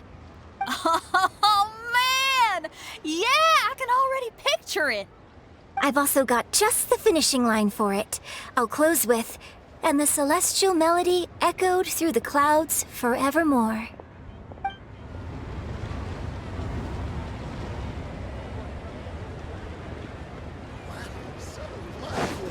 This is how a festival should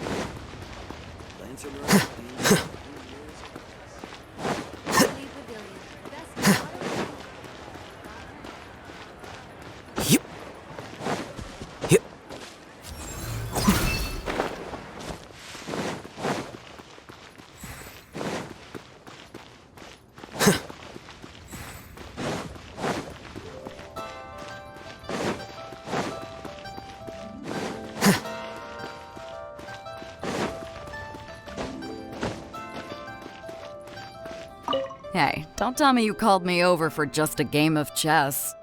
You have to be more specific, Captain Beidou. Is it that you find playing chess an uninteresting activity, or that you're unhappy about my lack of novel ideas? If you don't specify what you mean, how could I know what I should do to please you? Of course. I make a single remark and you reply with a full-blown lecture. Maybe we should deal with all official affairs publicly in the future. It might just make things easier. I'd be perfectly happy with that. I'm just worried that Captain Beidou's business might be negatively affected. Don't give me that.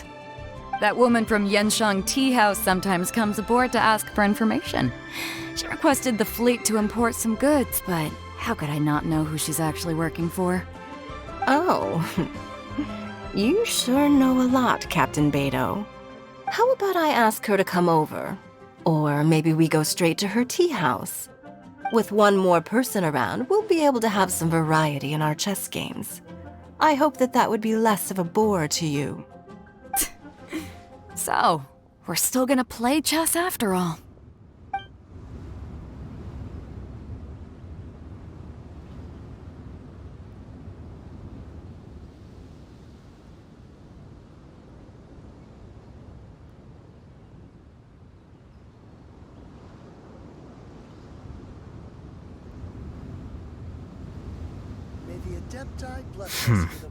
There have been many poorly written applications lately. I guess I'll just have to reject them all.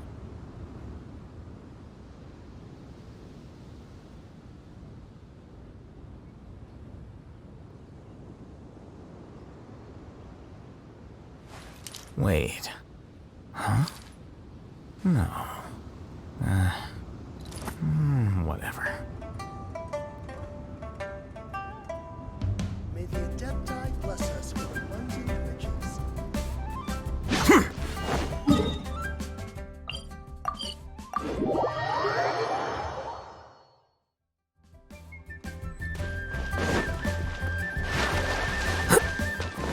flicker.